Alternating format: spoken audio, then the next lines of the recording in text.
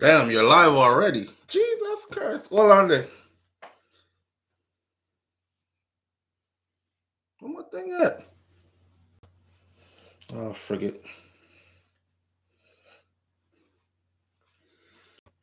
I wasn't ready. I was getting ready. I already know. Oh, boy. All right, here we go. Morning thoughts, morning thoughts, morning thoughts. Shout out to the people going out to work this morning. Shout out to the people coming in from work this morning. Extra special big up shout out to the people who work multiple jobs. I have the utmost respect for you.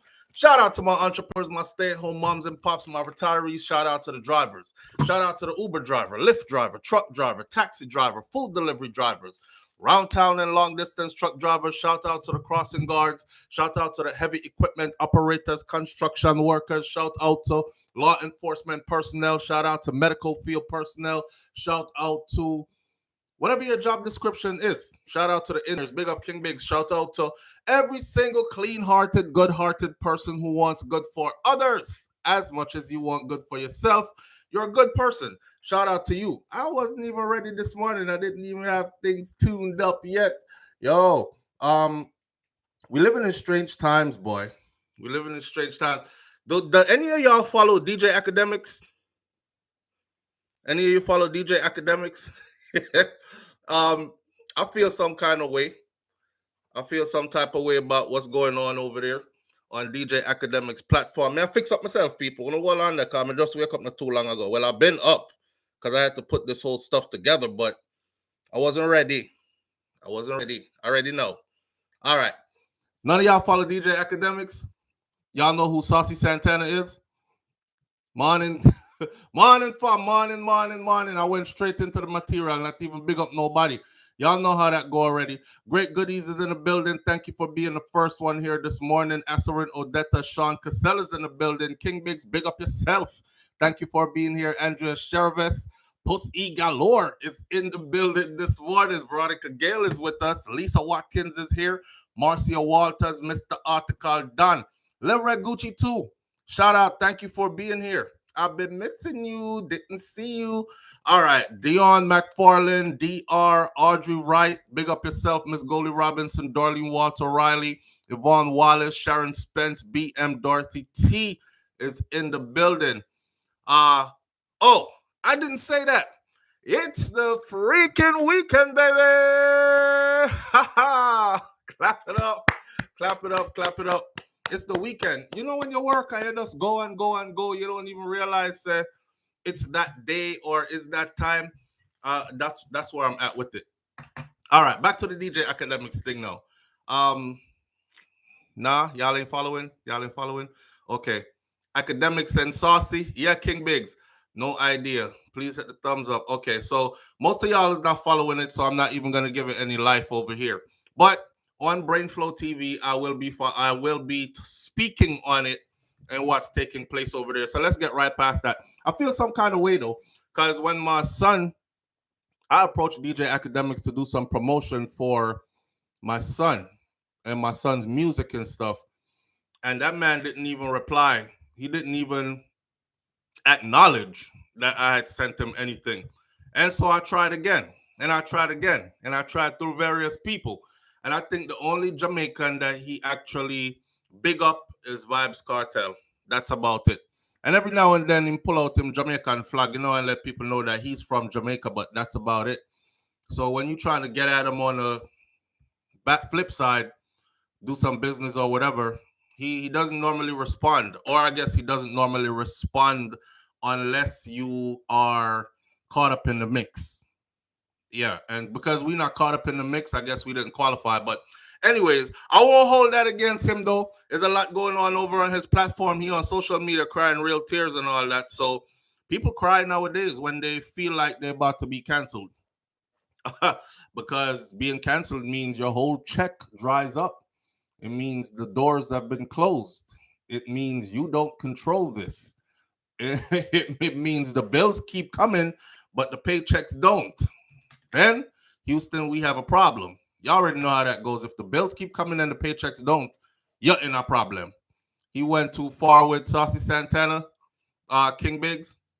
King Biggs, it ain't even that, bro. It's it ain't even that. You won't, but I will. Audrey Wright says you won't, but I will. Let me sip tea. Hold up. Mm. Nah, not heard. He was crying. I saw him. He is not no herd. He was crying. He was shedding real tears. On he was shedding water in the cup this morning, pussy galore. Just pure water, not a thing else. See there? Just water in my cup. But it's some cold water. You know when you wake up and your throat dry, instead of room temperature water, I drink some cold water. You can feel it going down. And I don't know. Just my little muse. When that brother drink and go live, he get in a trouble. I don't know what him do. I don't want to discuss it because it's a big thing that's going. It would take up all of our time this morning. See? But since King Biggs is into it, and I have enough respect for King Biggs, because you see King Biggs' name up here in green and all these things, and the brother is always here. And there's a couple more people in here talking about it. Let me give you the rundown in like 60 seconds. So, I don't know where I ended up on Twitter, YouTube, one of them platform, yeah. I ended up on, I seen DJ Academics explaining himself and crying. And he's saying, I don't want to be canceled. I don't want to be canceled, man. And then he went into this whole I know I'm in America and I'm not trying to speak against what we got going on. I love what we got going on. And I'm like, where's this going? There's a brother out there named Saucy Santana. Well, let me correct myself. Y'all know how I do already, right? If you want me to call you a donkey, I'll call you a donkey. If you want me to call you a tree, I'll call you a tree. I don't give a damn how anybody chooses to live their life. I'm one of those people. I coexist just fine. Not only that, I'm not here to dictate how anybody else lives their lives. So whatever you do in your parts is your business. Whatever you want to be recognized as is your business. Just let me know what it is. I'm right along with it, right? I'm not over here to, no, you're not. No, you're not. You're this, you're that. I'm not one of those people. So with that said, I moseys on around and I seen this man crying. I'm like, why is DJ Academics crying? This must be an act. Turns out, I think he told somebody to pull up for a fade. Pull up for a fade. Like, what's up? Right? That didn't go over too well because the person actually, well, Saucy Santana actually replied and said, I'm gonna beat your ass. And after I beat your ass, I'm gonna you in the ass. Fill in the blank. Right. So I'm gonna beat your ass, and after I beat your ass, I'm gonna you in the ass. And now the whole big debate is this. Had DJ Academics made a threat of R.I.P to somebody from the community, he would have been immediately canceled. He would have been in big trouble. But because it came the other way, so now people are having a debate. When did it get okay for certain people to issue rape threats against other people and nothing is done about it? But if you issue it against them, you're immediately canceled. So he's online crying, saying he doesn't want to be canceled. I don't know what he said that got him that response. I'm not going into their business over here. I'll be going into their business on the other channel. I'm going to just keep this channel our way. But I'm just trying to say, I used to really with DJ Academic, man. And, I was really disappointed. But, hey, that's how it goes. I still don't kick people when they're down. And I still don't try to make light of their situation. I know what could happen. I tell you what, I woke up this morning and I saw Queen Latifah responded by reposting something that was posted from somebody else about DJ Academic's treatment of black women on the heels of what just happened with him and such individuals. So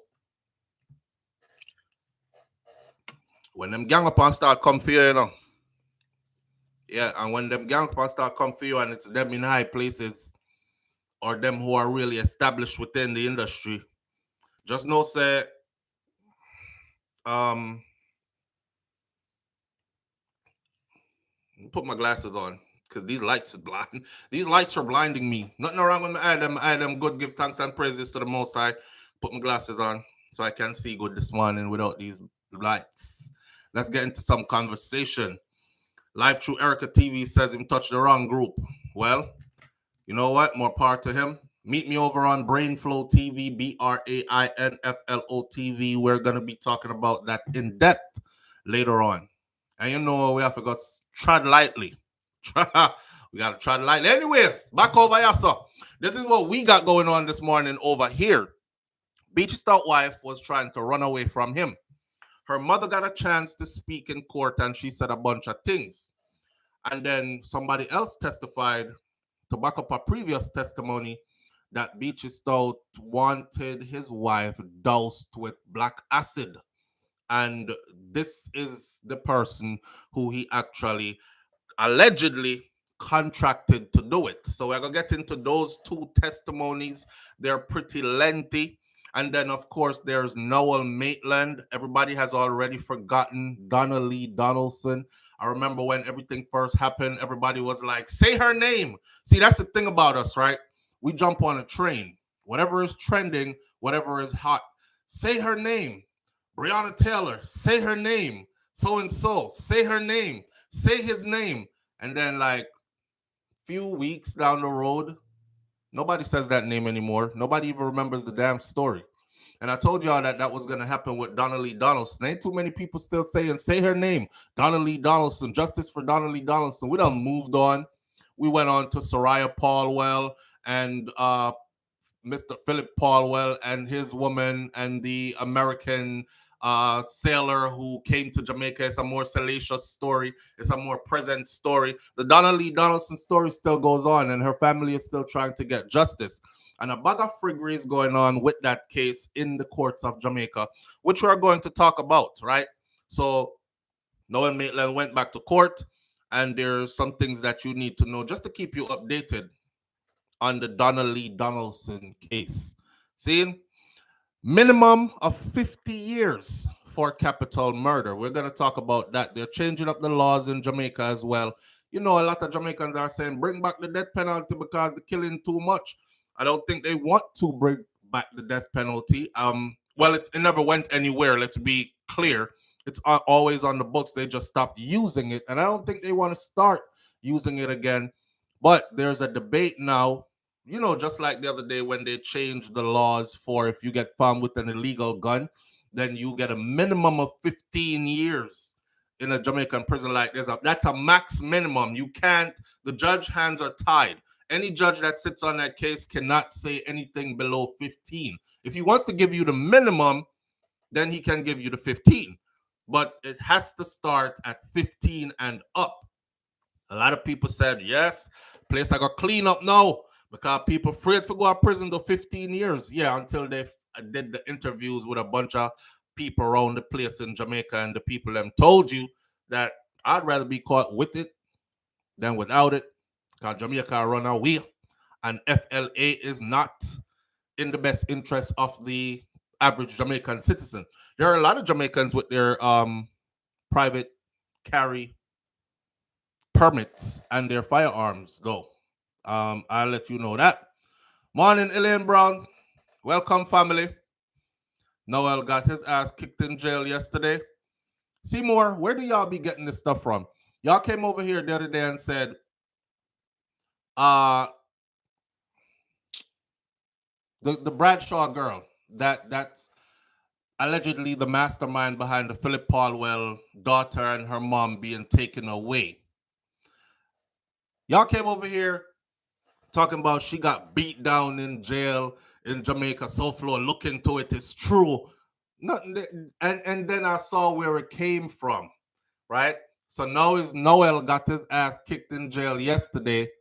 Please cite the source. Don't have me out here repeating stuff because you know how me do already. I stand on credibility. And if it ain't true, I'm not trying to make it up and sensationalize it, because then that leads to our reputation being damaged. I like that boy that always I tell him always I make up stuff, nothing no gossip. I don't want to be one of those platforms, right? I don't want to be one of those platforms. 876 post the audio. 876 who Seymour? 876 entertainment. Me I go look into it. But how would them get the audio? But then again, I don't know, 'cause they were the ones that broke the story that Gully Bop had passed away. And they did it so way early in the morning, nobody else had done it yet. And when I got it, like I told y'all from my children's mom, when she called to find out if why is Jaden not answering his phone, when I got it from her, I didn't even want to post it, because I was like, nah, it's probably made up. And sure enough, about an hour or two later, it just started coming out. Jamaica Star, Gleaner, Loop, this, that. So I know they get information ahead. I don't know. I gotta go look into that. Well, good for him if that's what's going on with him. But we'll get into his story and what's going on there in a minute. England free up the visa them. The United Kingdom has freed up the visas. Lego the visa them. The original fireman Capleton back in the UK after 13 years. We're going to talk about why Capleton got banned from traveling to the UK for 13 years, and so on and so forth. There are others who also got their visa back and are currently in the UK right now or heading to the UK. Burna Boy says that he turned down $5 million for a Dubai show because he wasn't going to be able to smoke no ganja when he got to Dubai. Those were the stipulations of his contract to come perform in Dubai. You can come and perform and collect this money, but you can't burn a spliff. And him said, no, turn it down. We'll talk about that as well. Phillip Paulwell posted a heartfelt birthday recognition to his slain infant daughter, Sarayah. She would have been 1 year old. She didn't even make it to her first year celebration. The pictures are online. Those are her pictures that he posted, a series of 4 pictures that are on the front of this video as the icon. They're also right here in front of me. Let me big up the screen. Poor little baby girl. John Noah Star. See it there?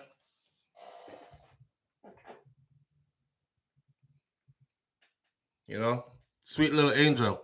She looked like her daddy. Me not say her daddy looks sweet.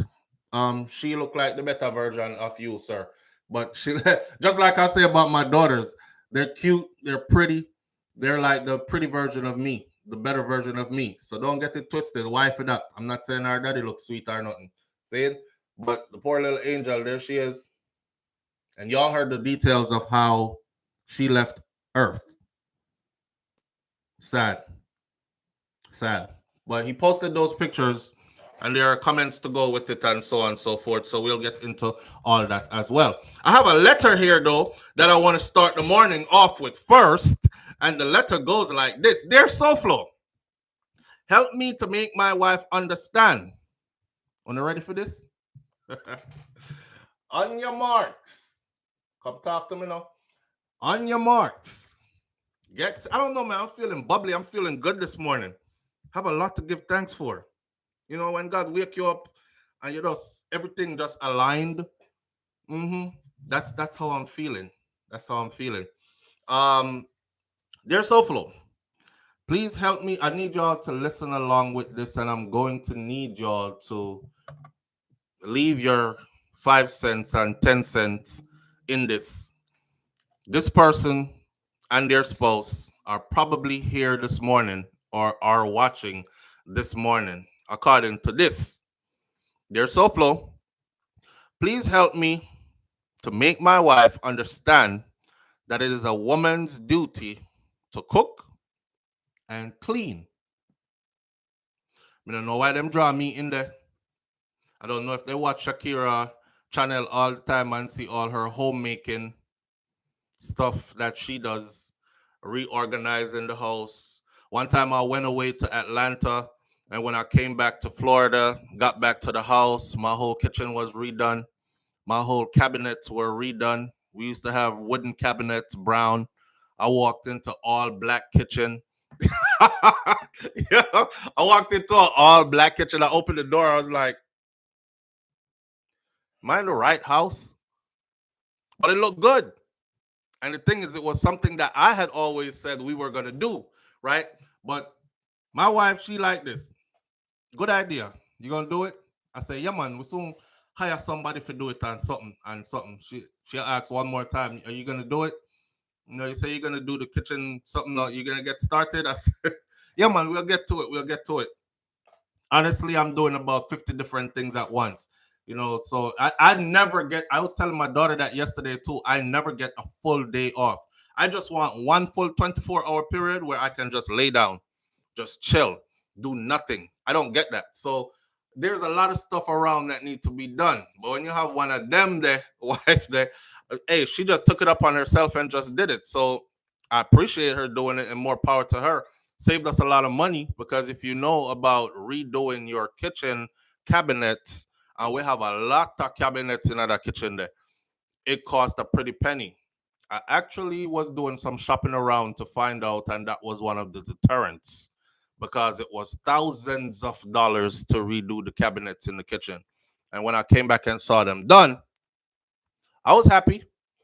I felt bad that she did it herself, but it was something she wanted to do. Anyways, dear SouFlo, please help me to make my wife understand that it is a woman's duty to cook and clean. We have been married for 6 years now, and every time I have to wash, cook, clean, or do any woman's work like folding clothes and dusting furniture, I feel nothing but resentment towards her. Mm. My two best friends are also married, and their wife does everything. Hmm. We all work in construction, so the work is very demanding. Thank you for bigging up the heavy equipment operators because that is my line of work. My wife is a registered nurse at a hospital and we both work hard, but I think my work is harder. She wears scrubs and she is in AC all day while I am in the Florida weather all day. We have three children. And yes, she does all the things with the children, but I don't see why I have to wash dishes and clean up the kitchen if she cooks dinner. Why can't she just cook and clean up after? Why do I have to sweep so she can mop and help to fold clothes? These are women chores, and I just feel like she is not doing her part. So, Flo, we have sex about 2 to 3 times per month because she is always tired and resting. Maybe if I was paying all the bills, she would be more cooperative. But she insists that we go 50-50 on everything. To be honest, after coming home from work tired and then having to do housework, it makes me not even want to do anything with her in the bed because I find her less attractive. SouFlo, my wife introduced me to your show about 2 years ago, and we both watch you every day. I know she will listen to you since she always says that you are a man of great reasoning and balance. Please let her know that a man is not supposed to do all those things in the house. Please read this on Morning Thoughts because we both watch every morning, so we both will see your response. Manners and respect, brother, from one good husband to another or to the next. CP. Big up yourself, CP. Big up, wifey. Thanks for writing in and thanks for giving me permission to do it on live. Um, I don't think that CP. You're not gonna like me after I tell you what I really. I'm gonna have to dissect this one for CP. Wait, hold on. Let me see some of these comments. Please tell him to take many seats. Wait, live through Erica TV said trouble dede. Please tell him to take many seats. Look at your office when you come back. Yeah, look at my office when I came back. She was like, I said, damn, I want to change the background, because just having that thing hanging there and just one flag, just the flag sitting there, the big Jamaican flag. I said, that is so limiting because anybody who has anything against Jamaica or just any preconceived notion, biases, not even say them don't like we are nothing, just they'll see the big flag behind you and they'll just scroll past all your videos, really. And it's only so many that so far you can go with just pure Jamaican content, right? Unless you mix it up and you're versatile with your discussion, all that. So I told her I wanted to change the background. Don't know when I want to change it till she made a suggestion. I said, okay, I'll get around to it. I'll get around to it. I'll get around to it. I never got around to it. Again, I went away. And when I came back, boom, my background was up like that. And it's something that means a lot. Yeah, I could do more to it or whatever, but it's done perfectly for me. These right here, these are Father's Day cards and gifts from my children right here. That's two samples of my merchandise, the Bomber Claw t shirt and the Caribbean Bloodline T-shirt. This flag perfectly represents me. I was born in Jamaica but raised in the USA. I'm very assimilated into American culture, so it is Jamaican American type of thing I go on this. So that's another one from my children right there. This is YouTube's award for getting to a milestone, which we're hoping to get to another milestone in the future and get a different plaque. This is my U.S. Army Infantry Combat badge. It's called a CIB. You only get one if you have seen combat. Those are my dog tags hanging right there. And over here is some statue that says shh, and another one like that. And then, her little aesthetics put behind it. So thank her for that. Back to this letter though. Dear writer, Carrie Ann Jones says, now, CP, y'all listen and y'all watch, right? I hope you see some people want to hear the truth, but they're not open to actually accepting the truth when it comes. If you're a person that's going to ask for the truth, then be open to accepting the truth. And I hope this helps y'all, right? I'm not gonna beat you down too much, but we're gonna get into it. Carrie Ann Jones says, dear writer, if you're playing your role, you don't need to remind or tell your wife about her role. Just a little tip, it will come naturally. Mm, I don't know about all that, Carrie Ann. I don't know about all that because not everybody is perfect. So for you to say it will come naturally, there's a lot of people who it don't come naturally too. And there's a lot of men out here who get straight up and down abused, but them just hold it and hope for better days kind of thing, right? But let's get into it. Me have to dissect this back again though. Dear Souflo, please help me to make my wife understand that it is a woman's duty to cook and clean. Yeah, I thought so too at one point that it was a woman's duty to cook and clean. I'm built different though. I grew up with my grandmother used to make every one of us learn how to cook and learn how to clean. And I remember her saying, when you go out into the world, you're not going to, when you go out into the world, you will never have to look for a woman because you need a woman to cook and clean and wash your clothes and keep your house and surroundings clean and all those things. Those are the basics, and you will be able to do them for yourself, right? I think the only wife duty to cook and clean, settle the children, make sure the meals are prepared, everything in the house. The only wife whose duty is to do that is the wife who stays at home. She stays at home and that's her job. She's a full-time wife and that's y'all agreement. Y'all agreement is you making all the big bucks and you're taking care of everything and she is good.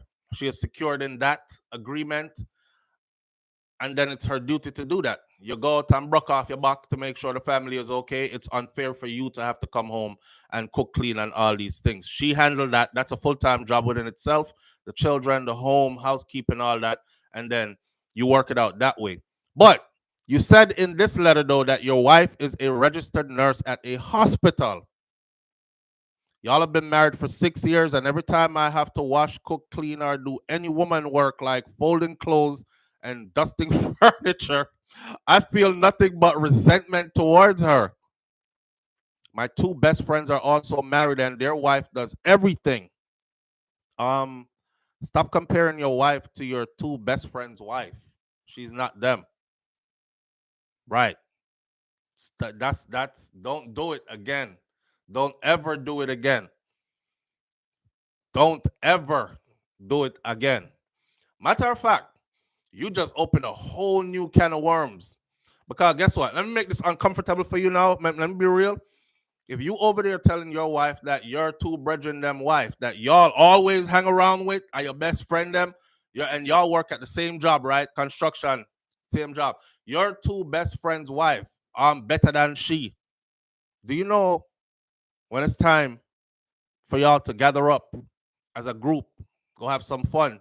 You know, like a backyard barbecue cookout or whatever the case may be, where we gather. It's going to be uncomfortable. Your wife is going to be steaming mad inside because she's thinking the whole time that you are looking at your friend's wife and admiring them, giving them more admiration than you give to her because you think that they are perfect or the perfect mold of a wife and she is not. So you went way left wrong talking about wait, sir. My two best friends are also married and their wife does everything. Good for them. Their wife does everything. Won't work like that in your house, my friend. Thank you for bigging up the heavy equipment operators because that is my line of work. Big up to the heavy equipment operators, construction workers again. My wife is a registered nurse at a hospital, and we both. There are so many wrongs in this, bro. CP.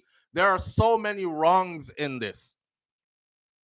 I know you gone far left. I think you probably were raised by some old school people, and I think you're still like mentally trying to recapture what the old school makeup of family is, right? We're not in them times no more. This is not 1980 something. This is not even 1990 something. It's 2023 and beyond. Things have changed, right? The man said, my wife is a registered nurse at a hospital and we both work hard, but I think my work is harder. She wears scrubs and is in AC all day while I am in the Florida weather all day. Uh, have you ever worn scrubs and walked down the hallways of a hospital?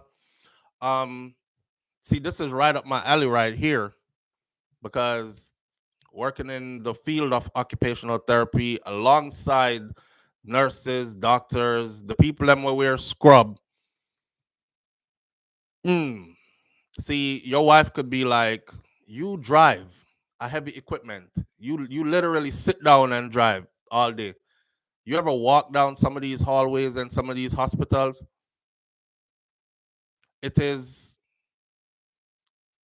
your feet. It takes a while to get used to. Like I'm telling Shakira, I said, wait till you start to work in your field. Wait till you start to work in your field. It's gonna take a while for your feet to get used to your career choice. Anybody out here who works in nursing, they can testify right now. It's gonna take a lot for your body is gonna have to become accustomed to. Your body's gonna have to become accustomed to them hours that they got you doing. A lot of the nurses I know, they work like 2 hours, 2 days straight, and then they have like 2 days off or 24 hours off or something, and go back and work 2 days straight and have 24 hours off or some weird stuff like that, right? Not only that, you've been inside some of these facilities, these mega facilities. You wait till you have to go get patient so and so from way down so, and then get patient so and so next from way up so, and then get patient so and so from way up so, and then bring them back way down so, and this is your whole day. And you just going and going and going and going and going and going and going and it's like you on a treadmill and you going and going and everything is timed. Everything is timed. You have your productivity level is called have to be up to a certain par, or else them kick you out of the job and kick you out the building. Your documentation has to be proper. You administering medication, if that's what you're doing, you better be on point before you give the wrong person the wrong thing and end up with a lawsuit or go prison.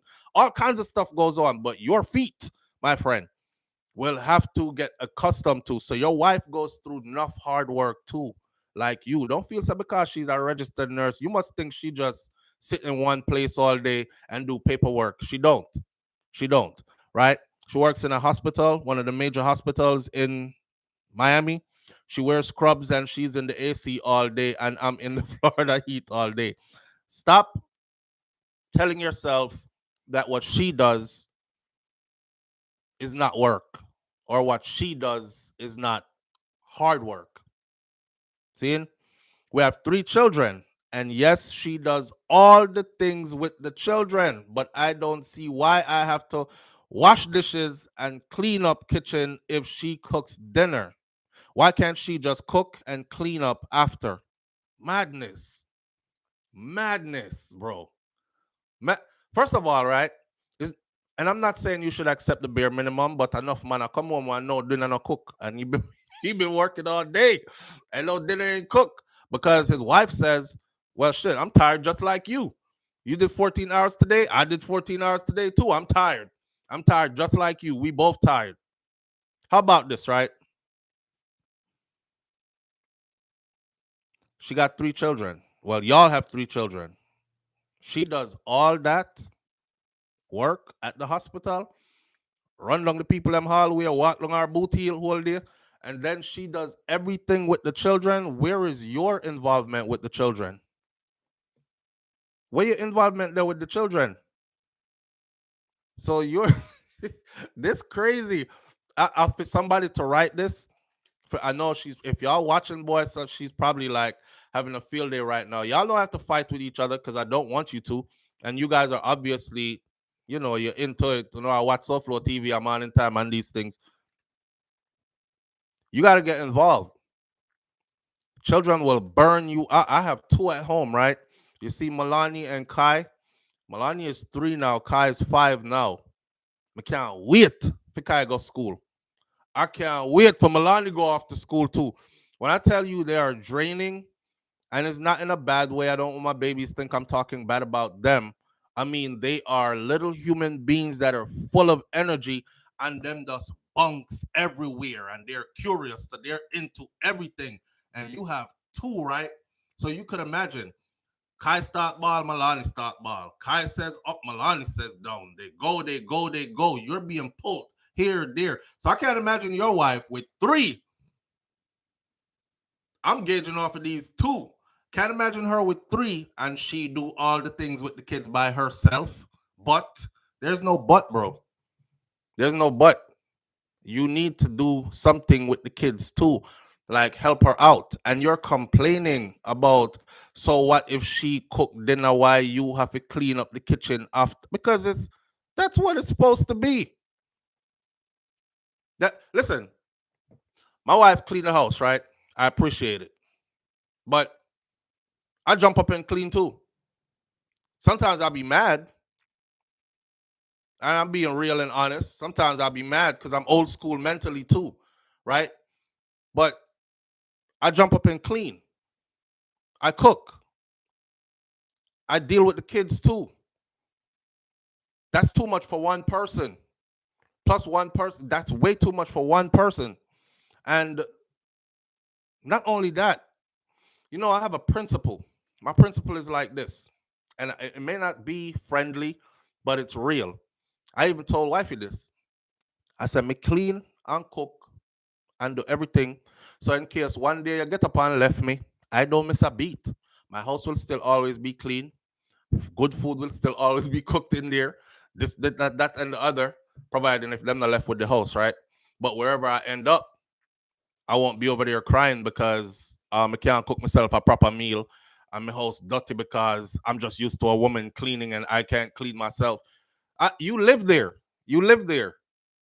So it should be no it should be no problem for you to cook and clean, brother. I know what it is. You're listening to Movado still. She do it again. She beat him. Or the next one, another beat him one. You must be dreaming. Oh, girl, if you have man a do house cleaning or something. Oh, girl, if you have man a clean from floor to the ceiling. Something like that it went. Yeah. And these are songs within our culture that made men feel like it's wrong to actually clean. Are your house? Your house? I'm doing laundry. Well, my wife does all that. She folds and all these things. But I don't have an objection to doing it. Some man I talk about them now wash no panty and them now fit. I'm doing all that. If I take it off, I can make sure I say it clean, right? I can do laundry. Nothing wrong with that. And nowadays it ain't like you sitting outside with one big basin and scrubs. You have a washer and a dryer close by. So what's the big deal? Sort out the clothes, them throw them in there with some detergent, make the machine do what it do, take it out, throw it in the dryer.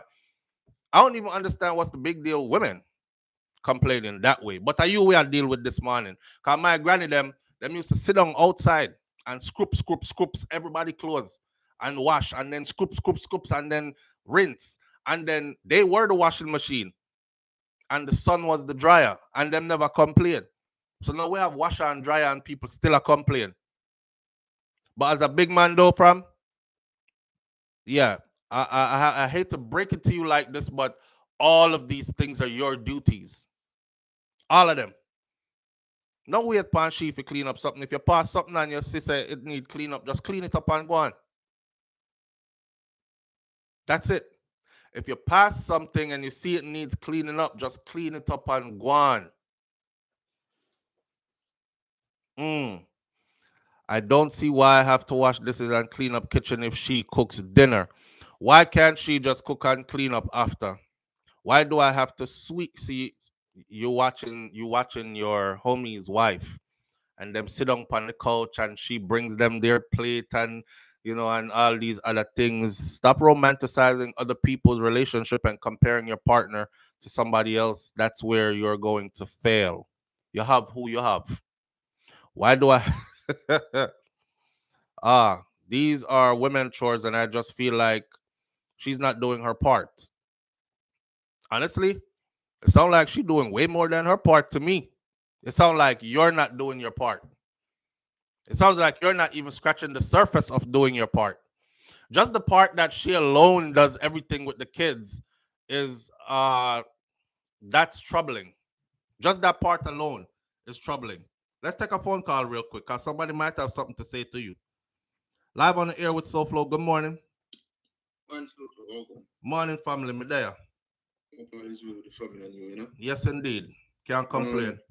I'm listening and when I'm relatively young, as you know, just at the tender age of 23, However, I grew up with both parents, right? See, you grew up with both parents? Yeah. And I always tell people, growing up in a two-parent household, it gives you a different perspective on life, especially when you compare it to, your friends who, some of them grew up with a single parent, mostly a mother, And, my parents did both work. I wouldn't necessarily say which one job was harder. You get me? I say? Right. Because them trying to make ends meet. And they would have to any and everything, nothing illegal, to make ends meet, isn't it? Yeah. So it's not a thing to say, my father do work for her mother, maybe on a physical aspect. But at the end of the day, she did tired till she come home, she cook and whatever. But if there's one thing I recognize with my father as well, he wasn't afraid to do anything that some men think that women should be all doing. The house chores and stuff. Yeah. Sometimes in come in and in cook, and if anything, sometimes I prefer my father cook more than my mother. Same. Because he wasn't that, he never do it every day, But just know, say, when he go down in that kitchen in a Souflo, at the best food I get, You see what I say? Like he bring out his best chefing skills, and everything, in terms of cleaning up there, sometimes my mother administered these chores to me as well, etc., like would I say, like my mother would have stopped and say, no man, stop man, what the boy there? Come on man, help me mother. You know what I mean? Yeah. So a lot of stuff I grew up seeing him doing, so it didn't. So he would even include you in the chores and tell your mother. Exactly. Tell you help your mother. Exactly, especially if I'm not doing anything productive of some sort, you know the way. Right. If I watch TV all day, then definitely I'll come to me and tell me, say, yo, go help your mother or something, you see me? Right. I remember one time watching TVJ, it was a program with Neverbear, you know? And he said something, he said, I have a problem personally picking up woman drawers off of the line, you get me, I say? Saying. And I grew up hearing that, oh, no man, nothing take up no woman drawers and whatever. I mean, it probably take up my mother drawers off of the line because what, rain of a fall must just make it wet. Right. You know what I mean? Right. So we as human beings and as men have some preconceived notions about things where we make all this thing, we'll make a more out of a molehill or something like that. Yeah, like we make a hill, a mountain out of an antpile or something. Yeah. So there's certain stuff where it's the myth of Nam. I remember reading this book called The Myth of Nam, where certain things we grew up learning. It's not necessarily right, but it's just the norm, but it's not right. You know, so certain man is like, yes, you probably want your woman to be subjective and whatever, and you know, everything you ask of her. But as you said, Souflo is not back in the days where women were subjected to just doing certain stuff in the house. Now they're liberated and they're free to do whatever they want. You know what I mean? Yeah, but it's just a different time period, man. Back in the day, jobs weren't. Listen, back in the day, right? Jobs were not available. Some people think, oh, women had to stay in the house because some man forced them into the house. No, it was just the time they were going through. Like, it was safer for a woman to be in the house. And that's where majority of the women wanted to be anyways. Jobs weren't that available to women that were paying on the level that men were getting paid. And they understood, them understood the dynamics of building a family. Somebody had to be around. How else the children are going to stay safe? Like me, I don't send my kids off to anybody until my kids can speak in sentences that they can say, Jojo touched me here, daddy, or something. If it ain't that, my kids ain't being around nobody until they're old enough to do that. And that's for every one of my children. So it's a different time, man, different dynamics, and people have to speed up to the time. Some of these, men nowadays who, still have that notion that women must bow down and do everything for them. I feel like it steeps from laziness and nastiness. And wait, CP. I hope CP are here this, I'm not going to call any names, isn't it? But all of us have personal experiences in life. And this is not particularly a man in this case, it's more for a woman, Right. And, she's very lazy when it comes down to certain stuff, and her significant other kind of complaints. And it's not like saying want her to do everything, as I say. Right. But she's definitely a nasty person. I've been in the environment before and I've seen it. Right. As I say. And, the person probably, to me, doesn't pull the weight as they should. I'm not saying do everything 100%, but come on, be clean, as I say. Yeah. Cleanliness is godliness. You know what I mean? No, we are there. Some feel like certain stuff is steal from laziness. And we all have lazy tendencies. I get me saying? We all want somebody to do everything for us. You get me saying? But don't pile the work on one person. Anything, But that's not how we operate as human beings, especially in a relationship. It's all about compatibility. I feel like a lot of failed relationships is people trying to get back at each other. You know what I mean? Spite them, partner, etc., etc. My work harder than yours. The different men are going to do that. Yeah. Oh, by the way, let's not converse. Why don't we conversate about this? Let's fix this. Let's discuss this and move forward. But if I go try to get an eye for eye, then might as well the relationship end. Exactly, bro. Exactly. You know what I mean? Manners. Exactly. So, it is what it is, but some people just have to do better and look into themselves. You know what I mean? And it comes from leadership as well. You have to also be a good leader. Try to be a good leader in some side for people to follow you. Yeah. You know what I mean? Yeah. So it is what it is. But bless up, Souflo. Manners and respect, my brother. I appreciate your insights. Yeah. Definitely. All right, manners. All right, you heard what that young brother said. I hope you was listening, CP. Hope you was listening. Let me finish dissect your letter though. Since you asked me, she can mop and help with the clothes, there are women chores, and I feel like she is not doing her part. And I said, I feel like you're not doing your part. I feel like your wife is doing way more than she's given credit for, actually. And this is not me taking woman's side, because if she did that on the other side, I would have tell you. I wouldn't be afraid to tell you that, yo, that's unfair, blah, blah, blah. Souflo, we have sex about 2 to 3 times per month because she is always tired and resting. I don't have 3 picnic. You didn't state the age group of the children, but you said she does everything with the kids, which tells me that they're not big children, because big children don't need you to do everything with them. I got 15, 16-year-olds. Them barely need we anymore. The matter of fact, them I drive now, so them take vehicle and gone. But 2 to 3 times per month. Maybe it's because you not looking at her like she's because you in your feelings. Because you in your feelings say you have to help cook or help clean up and stuff, and you not initiating more, and you're not looking, or maybe because she's tired because she had to do everything by herself. She's the only one doing everything. You said it right here. She's the only one that does everything with the kids, right? But you feel like your work harder than hers. Man, you need to look at some of these nurses when they come off them double shifts that they be doing. Them done. They don't have nothing to give. They come in like some construction worker that was not the ones that drive nothing either. You know, the one that must stand up outside whole day and they manually move stuff and bend up and bend down and get up and bend down and get up. All you go in at the gym, go bend down and get up, bend down and get up. You go up on a treadmill and walk for an hour straight. She walking 8 hours straight out of the day. She bending down, getting up, bending down, getting up. She weak out, brother. She weak out. And she resting. Well, damn. If she not rest, she got dead enough. If your wife don't get enough rest, she's gonna get sick and she's gonna die. She need rest. 2 to 3 times a month, you have 3 picnic. What you expect? It's not gonna be. See. Some people, right? Before the kids come, we ran into that same situation. Before the kids came, it was like rabbit fest up in here. It was anytime, anywhere. That's I saw multiple times per day, even that type of stuff. Children came along, it get less. And then we still a piece around the picnic because the picnic is a little baby with up on the bed over there, and the baby don't know where to go, and the baby needed to do everything. Then these kids start to grow. Then you can't do what you do no more. Then more picnic enter the picture. And then it's just like, I don't know if you ever got in the mood and already, I don't feel like so the coast is clear, and then you hear footsteps around come and room door bust open. Everybody deals with that, bro.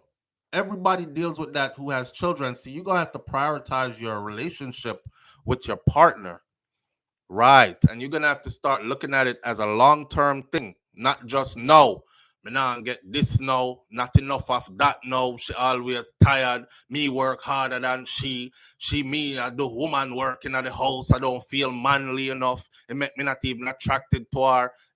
You just looking at stuff all the wrong way. That's it. We have to talk to the brother because we might see of a marriage this morning. Because a lot of marriages that end because of these same particular problems right here.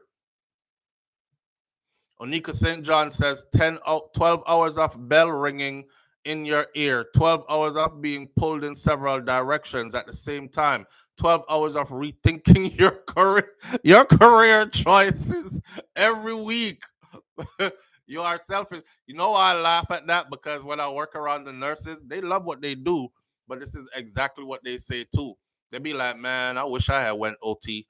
And every time you hear them bell, there are the lights come on in some of these facilities. They have the lights. Some people are seated in chairs and them have chair alarm for them safety. Who is incoherent and always I try get up, but them is a fall risk. Who is this? There, you got to be in that environment to understand what I'm saying to you. You know what I mean? Patty Barron says you're doing too much complaining and you're not willing to help at home. Debbie Jervis, welcome back. Pussy Galore says both parties work, so there should be nothing wrong with sharing the housework. The man said maybe if he paid all the bills, she would be more cooperative, but she insists. So what you want to do is to be able to pay all the bills, Kaya make good money so that she have to do what? Sit home and do housework, and she's not doing it. She's probably making more money than you right now. And that goes the world today. Things have completely changed. This ain't back in the granny day where woman couldn't find her a good paying work and they used to pay men more than they paid women. There's a lot of sisters out here right now that's caking it. That's making way more money, double their husband's salary. You lucky. You have a woman that says, We going 50-50 on all things. The mortgages 50-50, light bill 50-50, this, that 50. Them the woman then no really exist no more. 50-50 upon everything. You know what I've been seeing online a lot? If you cannot pay all the bills and take care of everything in the house financially, you're not a man and you're not qualified to be a husband. And you must pay all the bills, and her money is for her. I don't know who come up with that stupidity there, but especially in some places where rent is like $3,000 and something a month for a damn 1-bedroom. But you have a woman that says, no, go 50-50. That means that you have to go 50-50 on everything else, bro. If she's going 50-50 on all them bills and everything, you need to go 50-50 on the laundry. You need to go 50-50 on the house cleaning. You need to go 50-50 on the children as far as pick up, drop off, their different things, spend time with, take them to the park, something. Find activities for you and them to do. Left her at home by herself, get her a break, all these other things. Sometimes she don't want to do nothing with you in the bed because she cranky. She probably looking at you with resentment too. Like, when are you going to spend some time with the kids? You over there try to pull out panty and she don't want you because she dead tired. And she has to do everything by herself. 50-50, she insists. That means you go 50-50 with everything. To be honest, he says, this is the last part of the letter. To be honest, after coming home from work tired and then having to do housework, it makes me not even want to do anything with her in the bed because I find her less attractive. That's vindictive, actually. Yeah. That you keeping scores. See, relationships like those don't last. You keeping score. You keeping score, and that's vindictive. Me work harder than she. First of all, you wrong. I work harder than her. Me and the sun, she in a AC all day. You chose your career path, right? You could have been in the AC all day too, but you're wrong. Uh, to think that you work harder than she does. She works in a major hospital. Trust me, she work. She on a treadmill whole day. You don't feel like no sexy time because you're resentful because you have to come home, come help, do some stuff. You robbing yourself. You robbing her too. You robbing her too. Find her less attractive when I have to do housework. you know, um, uh, Souflo, my wife introduced me to your channel about 2 years ago, and we both watch you every day. I know she will listen to you since she always said that you are a man of great reasoning and balance. Please let her know that a man is not supposed to do all those things in the house. Well, I'm letting her know that she's right by telling you that a man is supposed to do all those things in the house. And just like Mr. Article Don just said right there, so in the comment section, he is definitely wrong, which is you. You're wrong, bro. You're wrong. Yeah, that way. All right. Pussy Galore says that's very vindictive. It is. That's revengeful. It's vindictive. Don't one thing to be with somebody who gets mad and then them act a certain way, but when you find yourself with somebody that hurts you on purpose or does hurtful things on purpose, I want you to think about that. Somebody does hurtful things on purpose. That's not somebody you even want to be married to. On purpose. Hurt me by accident. Hurt me by accidentally saying some stuff that you let fly out and we can talk that through and whatever. Hurt me by making a mistake. But when you purposely hurt me or do hurtful stuff that you know is going to hurt me, you can never be my partner. Not my life partner.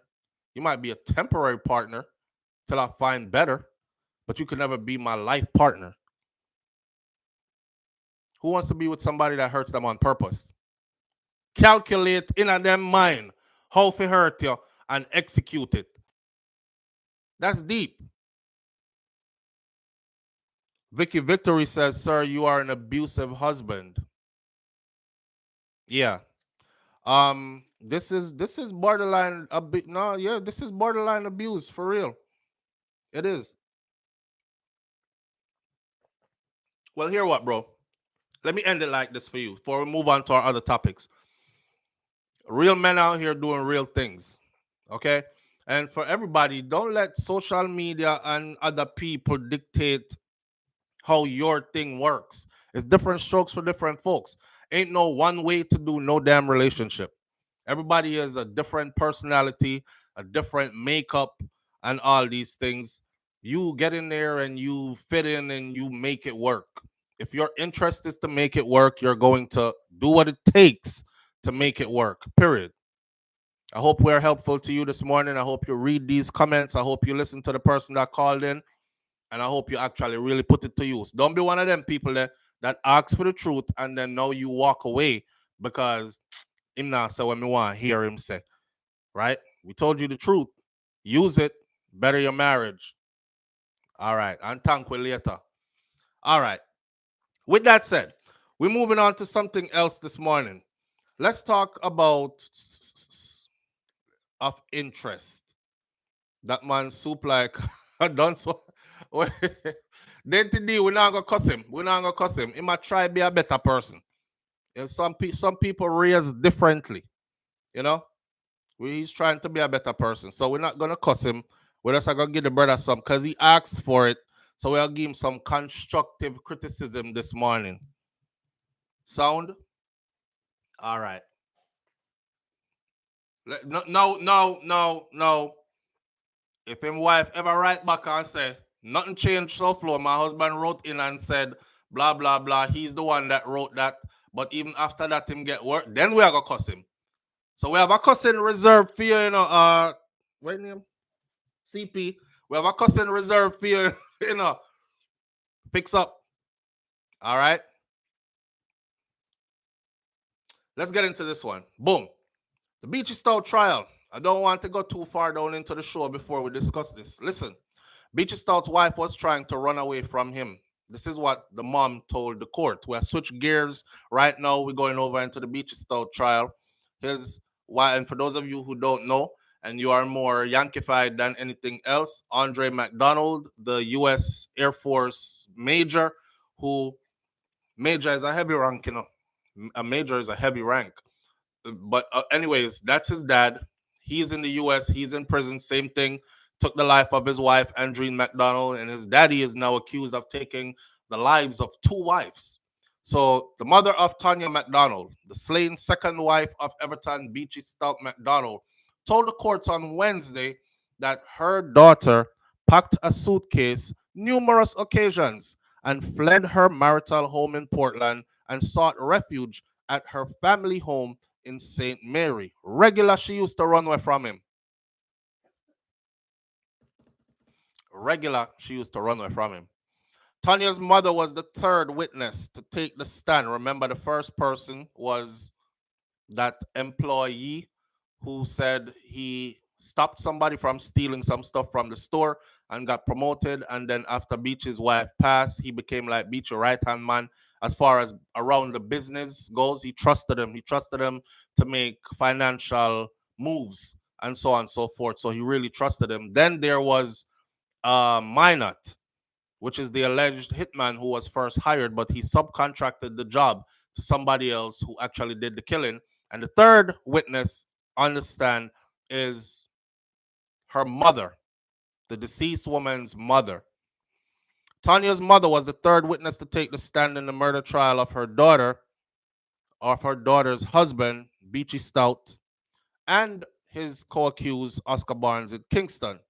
The witness, in her testimony before the courts, in the home circuit court, said that Beachy Stout complained very often about her daughter having intimate relationships outside of their marriage.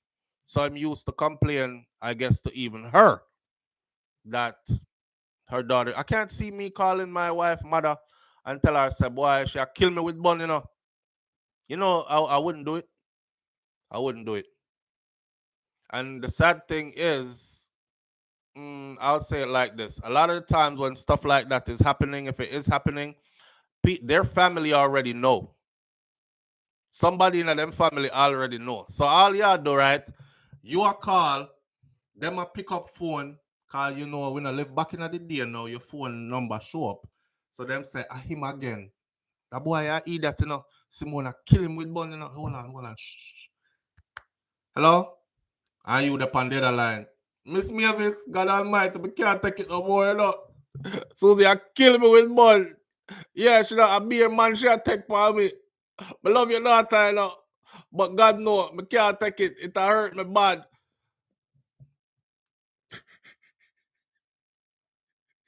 The one put him past speaker.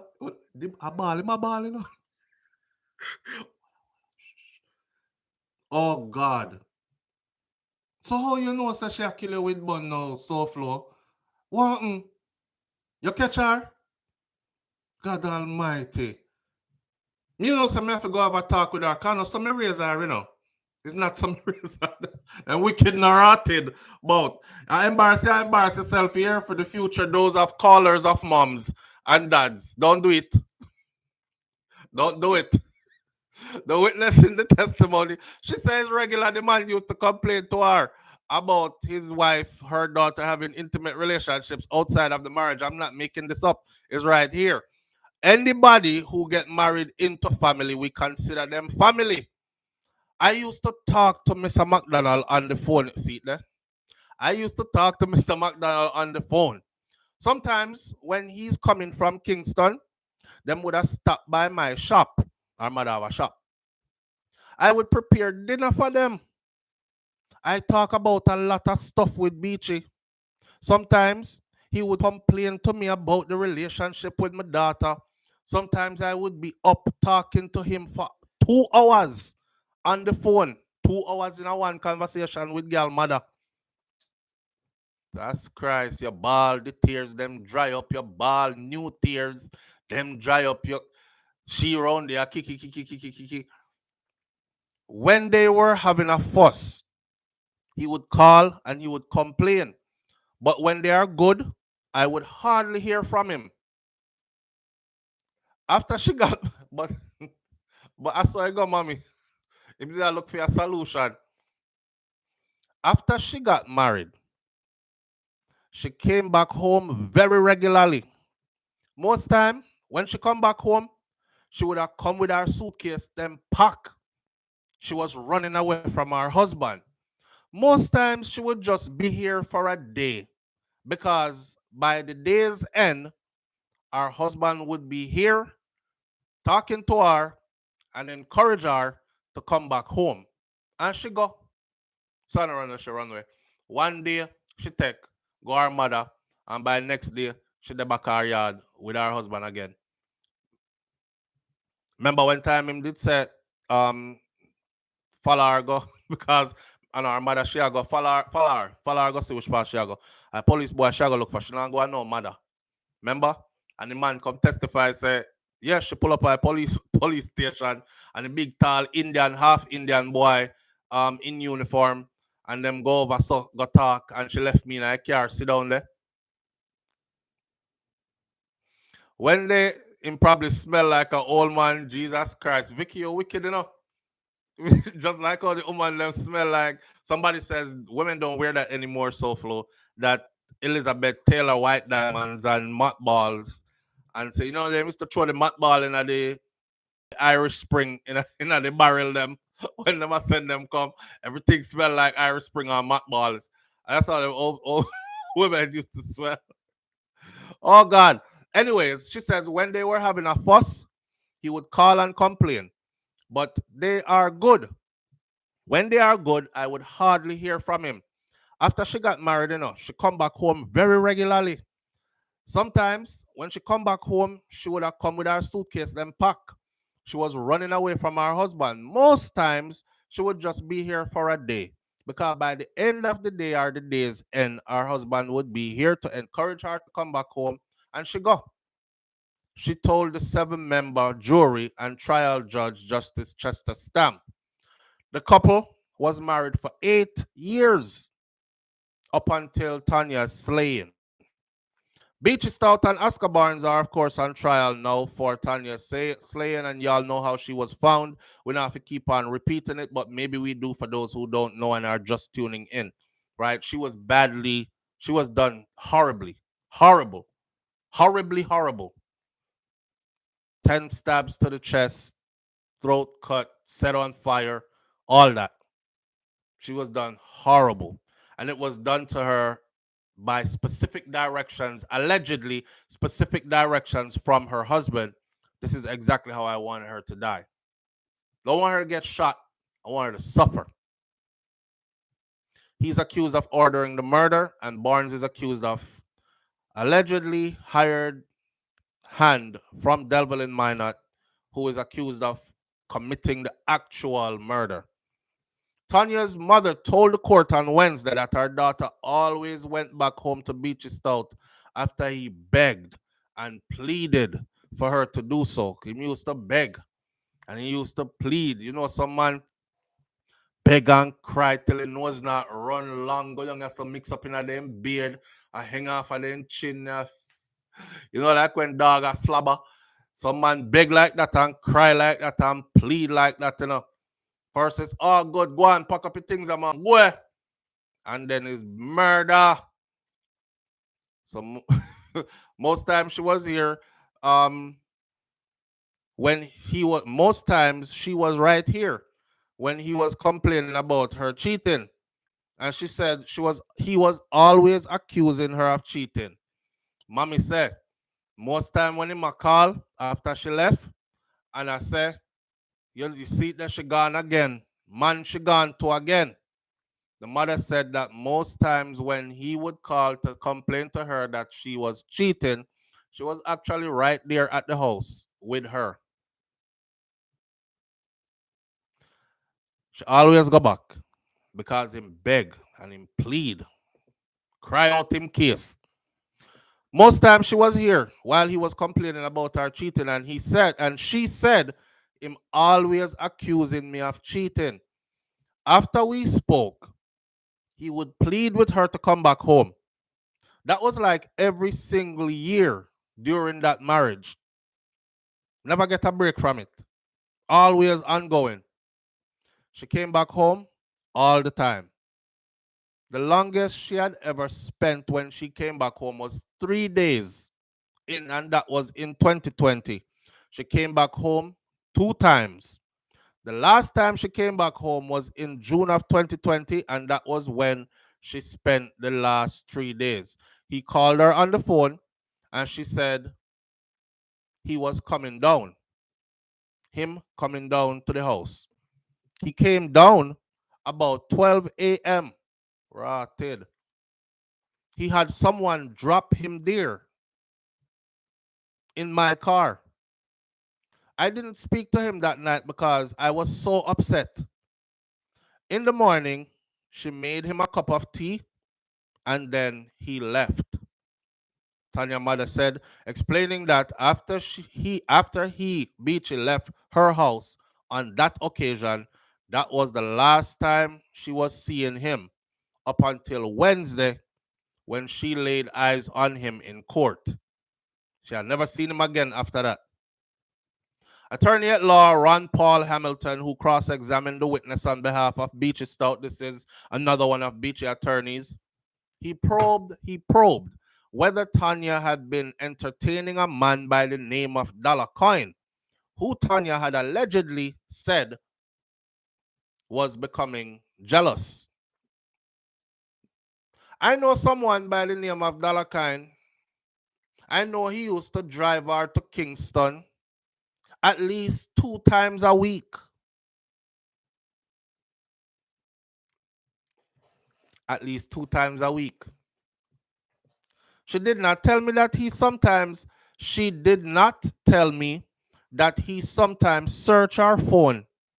She said in response to a question from Hamilton about Dollar Coin searching Tanya's phone, because there is a voice note out. If y'all watch the first video, there's a voice note out where a friend of hers said that something like that happened. Him search her phone him find other man in the phone. Now this is a crazy situation, you know, because here you have a married woman, right? Who at this point was married for 8 years already, but you have the policeman, you have the contracted killer that end up getting some allegedly. Then you have a brother named Dalakine who is well spoken of throughout the narrative of this thing.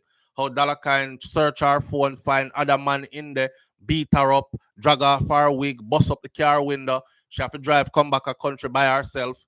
All these other kind of things because it happened in town. And there's the mom saying he would drive her into town, Kingston, at least twice a week, right? And no, she never told me anything about him searching her phone. The mother said that she had no clue of what Dalakine's relationship was with her daughter. Tanya's mother said that she recalled giving a statement to the police on July 26 of 2020 in which she said that Tanya had told her that Dalakine was catching feelings for her and wanted to get intimate, and that Tanya wanted to drop his company because I guess her husband Beachy trusted him to drive her to whatever reason. Maybe she go town go shop for the business or stuff like that. So he's the guy to drive her there and drive her back, designated driver. But he might look some front too.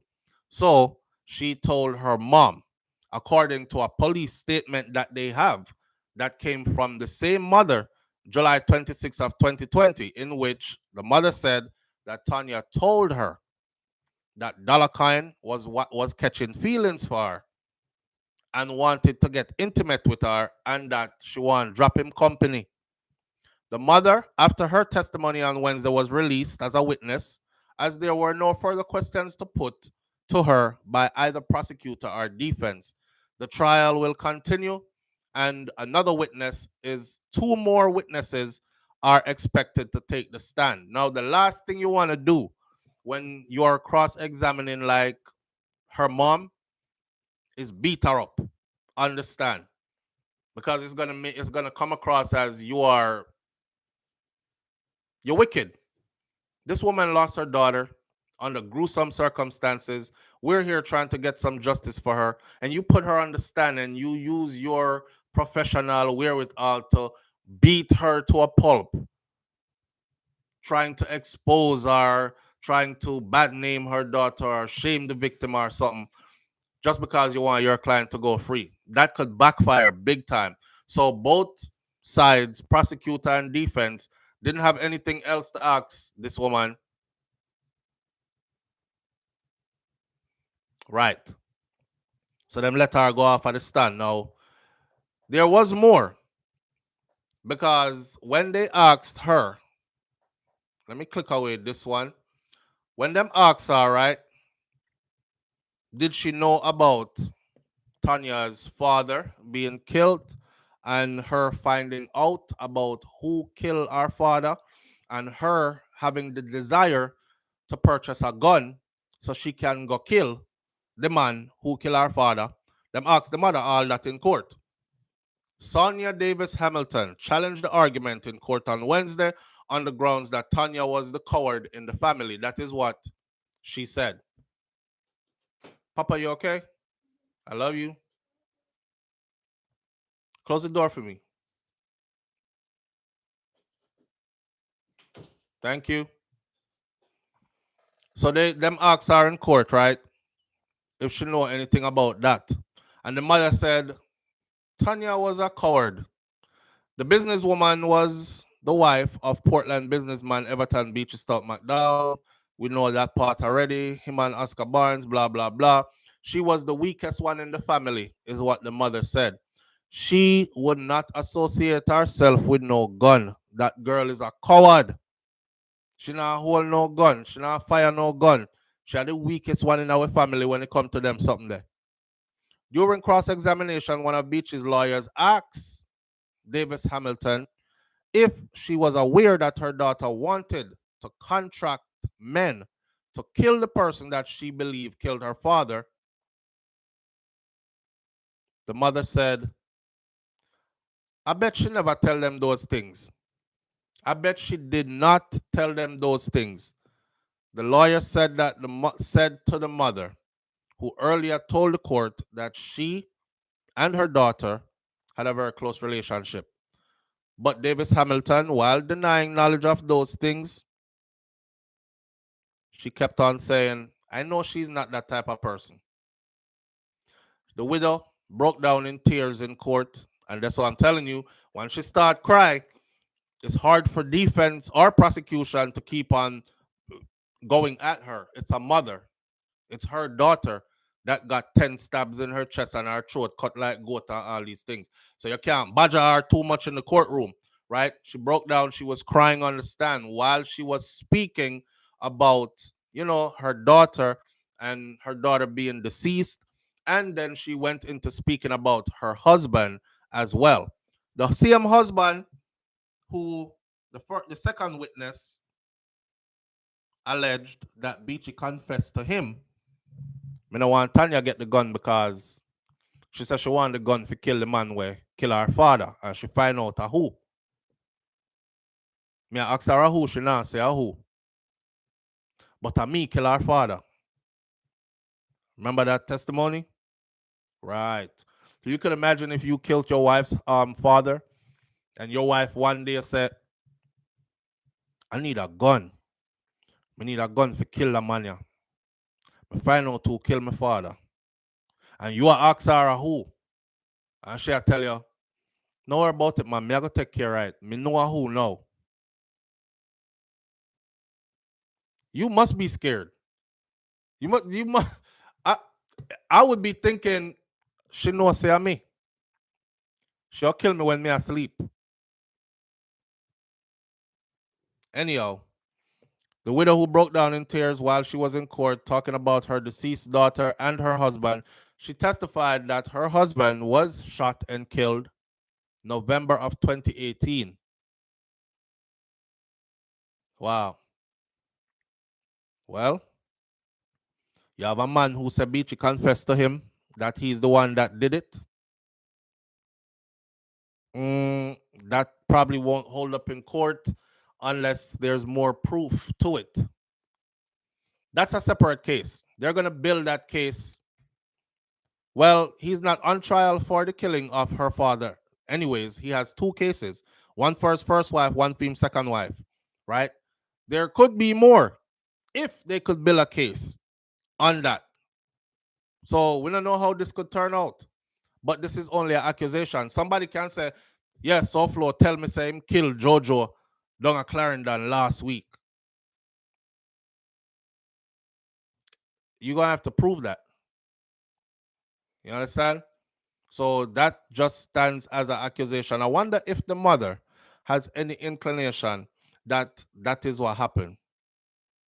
And for the people who were spreading rumors, you see, that's why I'm not like watch and listen to anybody, because Souflo, him kill the father when time when Tanya did about 13 or 14, cause you see, cause my ears get to from me one time, I go hear some other people. This is like 3-4 years ago or 3 years ago and change, almost 4 years. Him kill the father cause the daughter did underage and the father never approved of the relationship. She died at 34 years old or something like that, 32, 34. So, and that was 2020. And she said her husband got gunned down in 2018. So ain't no way she could have been no 14 and 15. So you see how people mix up story just to sensationalize the story.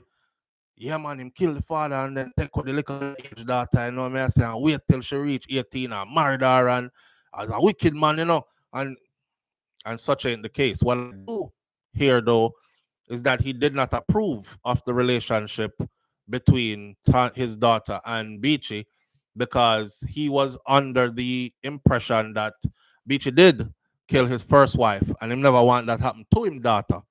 That's what I heard from a more reliable source, who I won't say 100% reliable because you don't know and I wasn't there. Them claims said that that's where they live, and everybody in a Portland knows I'm Souflo. Everybody. We don't know. We're not from Portland. We don't know. Dollar Khan was driving her straight up. Yeah. That's a Dollar Khan was doing his thing. You heard the friend in the voice note. Boy, I mean, I know, you know. One time them say them find her up a Sherwood Forest, me I say, oh, which one of the boy them she go up, they go give some catches to because a couple of them up there she up, you know. I'm censoring myself. A couple of them she go up, they go, you know. So we don't know which one of them kill her up there. Only your friends know your secret. So only could reveal it. That's how it go. Well, Beachy Stout wanted his wife doused in acid. Here's another testimony. Remember, so the case did put off, you know, so we have quite a few to go through. This is the last one. The case was put off for a couple of days for them to get some stuff together, and then they went back into court. All right. Purported car salesman who said that he was commissioned by Portland businessman Everton Beachy Stout McDonald to douse his wife, Tanya, with black acid to dismantle her because of suspected infidelity. He was in court to testify, and he told the court that he aborted that mission because she was too striking. She was too striking. I don't know if the too striking means too beautiful and him never want, when him go figure bun her up, him say no, him can't do it because she did too pretty already or something. The new prosecution witness who took the stand Thursday, today is Friday, this is yesterday afternoon, testified that he met Beachy Stout on 3 occasions between 2019 and 2020. He said that in meeting Mr. Beachy Stout McDonald for the first time, alongside an individual who introduced them in a car park beside a supermarket that Beachy owned in Port Antonio, the businessman told them that a pure problem that girl give me, you know, pure problem she give me. She now come home most of the nights, them. The girl give me beer bun and him want me to get some black acid and dismantle her, was his words. Jesus Christ. You don't know, some older men, you just set yourself up for trouble, brother. Now, me can't imagine me I cry to 2 other man and I tell them about a beer trouble she a give me, you know. She now come home some of the night, them beer bun she a kill me with. People, I know me I make this up and I read it, yes, so. Beer bun she a kill me with. I'm why you get some black acid and dismantle her. You own everything. You give the woman for her portion if she forget any and send her upon her way. Matter of fact, infidelity usually is one of the reasons that some people walk away from a marriage and don't get their fair share of what it was they were supposed to get, right? That's why you will have women that are vindictive, like they want to end the marriage, but them don't want to end the marriage and not get their material possessions. So what they will do is they will just lock off on the husband. And then they will make the husband go out there and have to get something because from somewhere else, right? Most men, if the wife lock off on them for a long extended period of time, you know, Johnny want party and mommy no want party no more. So I'll ride him in him back, him have to go get it somewhere else. And then she will say, aha, I caught you, you cheater. And this is why I'm ending this marriage because you cheated. Him could have just end the marriage. But he said that he met Beachy at the side of the supermarket in a car and somebody introduced the two of them and those were Beachy's words. How she a kill him with bun. This woman a give me beer problem. She now come home most of the nights them. And him want me to come get some black acid and dismantle her. He said that Beachy, on that first occasion, after they begged him gas money to go back to Linstead, he gave them $50,000. He told the courts that on a second trip, still in 2019, He again met with Beachy again in the same car park, and this time he claimed that he was shown a shortcut behind the supermarket, and he was told that he could walk there behind that shortcut back at the supermarket and get to the main after completing the mission. Burn her up with the acid and run back yassa and cut through yassa. Asked by the prosecutor, marshalling the evidence, what the mission was, he said the mission was to burn his wife with the black acid. According to the witness, on that occasion, Mr. Beachy Stout instructed him to walk behind him, and he would lead him into the supermarket, where he said that the businessman proceeded to walk and then proceeded to talk to a cashier who he described to the court as a very, very beautiful lady. She was very pretty.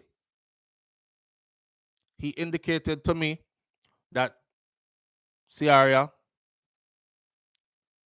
yo, Caribbean people dangerous enough. You have to look around your ear. I'm gonna give away one of our Caribbean secrets, right? Cause who don't know already, but they might know now. They'll be in a room talking about you, and you won't know.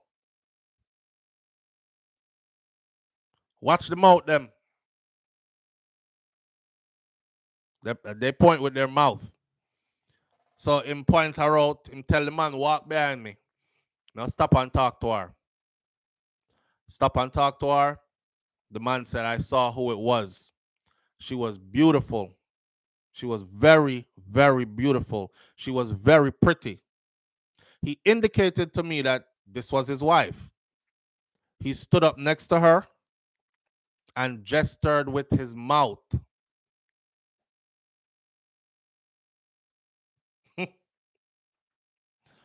He told the courts that he then walked over to the unsuspecting wife and he said to her, "You're so beautiful."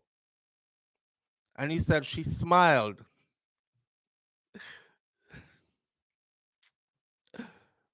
Rasclat, man.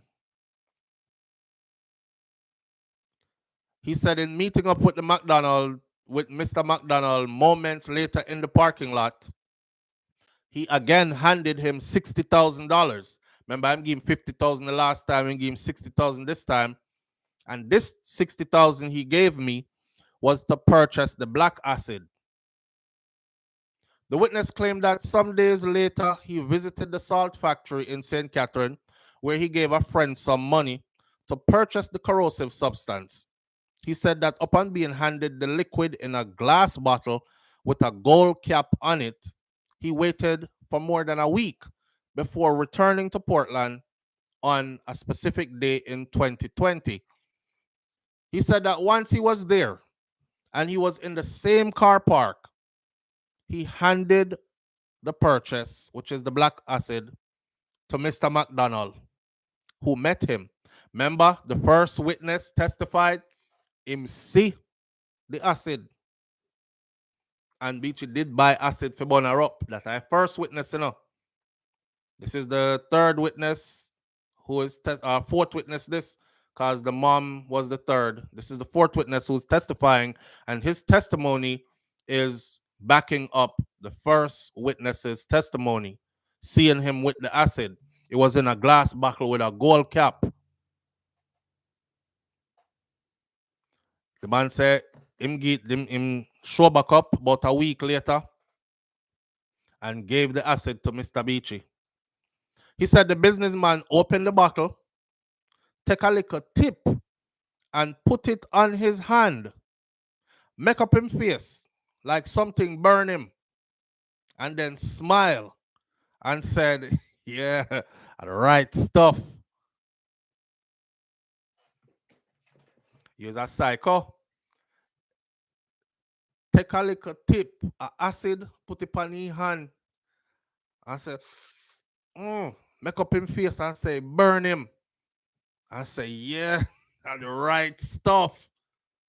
Rotted.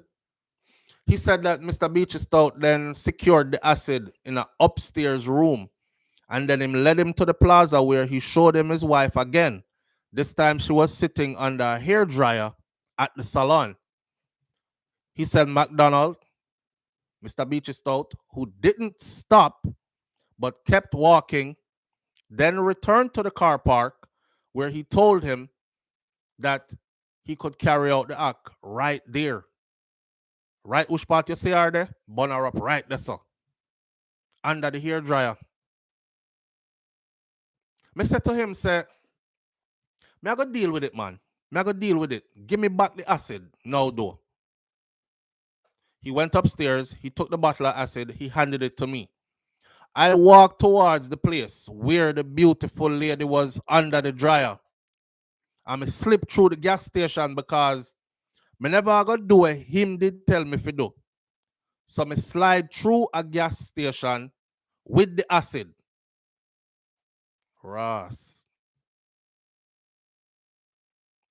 They asked him, so she never got burnt up with acid, so why didn't you carry out the mission then? He said, sir, the lady was so beautiful, I couldn't do her that. I'm not that kind of person. So you mean if you tell me, say, if she never beautiful enough in your standards of beauty, you would have bun her up. Why you ugly already? Splash. This now gonna do nothing. Splash. You're ugly already. But because she was so beautiful, and him couldn't do it because she was so beautiful. Asked why he didn't do it himself, couldn't do it because she was such a beautiful person and him couldn't do that to her. Now at this point, the trial judge, Justice Chesterstamp, started making some sounds. He quipped. He said, so if she wasn't beautiful, you would have do it. The witness later told the court that in walking away, he called a cop that he knew as a friend. Him have a police friend, him call him police friend, as him a walk away, because he didn't do it. He walked up to her to do it. You know, say enough time, according to these testimonies, look how many times, yo, you see one time with Granny say, you think a peace and safety, but a sudden destruction. My granny back foot. You know, say enough time, according to these testimonies, them go after her. The night when time them did a wait in a bush up at the house, right? And for some reason, the man said, I don't know why. She just come out of her car and run that night here. Usually she'd walk.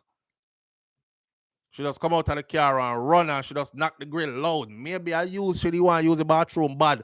You ever want PPR do yet and then as soon like you reach closer to your house, it'll come down more and more because your mind and tell yourself that the toilet is near. As you reach there, you can't wait to get out of the car. Even like a tinkle might have come out in your clothes and you. I don't know. But for some reason, she just run and him said the way she run go at the grill and bang it up hard. And the maid was right there and the maid come out immediately. And said we couldn't get her that night there. Look how many other times they went to get her. The night when them jump over the back fence and the downstairs and wait upon her. And I true somebody see them and call Beachy and said 2 men just jump your back fence and in your yard. And according to his testimony, Beachy called him and said, yo, about mission. Because one of my neighbor them just call and tell me, said 2 men just jumped the fence. And him said that's the first time him lied to him because Beachy did tell him, says him alone must do it. So he didn't want to tell him that he brought somebody else to do it. That was Oscar Barnes. And them jumped the fence together. Him say, you and who did it? Him say, me one. And he admitted in court, say I lied. Because I didn't want him to know that I brought somebody else. Next time that. The next time out at the fishing village when she went to deliver the money. And she thought the money was to get her the gun. And the money was actually the installment, the first down payment. And him instruct say, today you have to do it. And he gave him a certain amount of time. And then him call her and she answer her phone. So him said, yeah, get cold feet, man. You don't do it. But yeah, mash works. You know, mash no works. Me just call her phone and talk to her. Here what? Call it off. Me I tell her if come back up here, come back up at the grocery store. Call it off for today. Like, look how many times they went after her. All allegedly. This is testimony. At this point, the trial judge says, so if she wasn't beautiful, you would have do it. The witness later told the courts that in walking away, he could not do it. Him call a cop, which is a friend of his that he knows. Call me police friend. And further, went to the police station and handed over the bottle of acid to the police at the police station.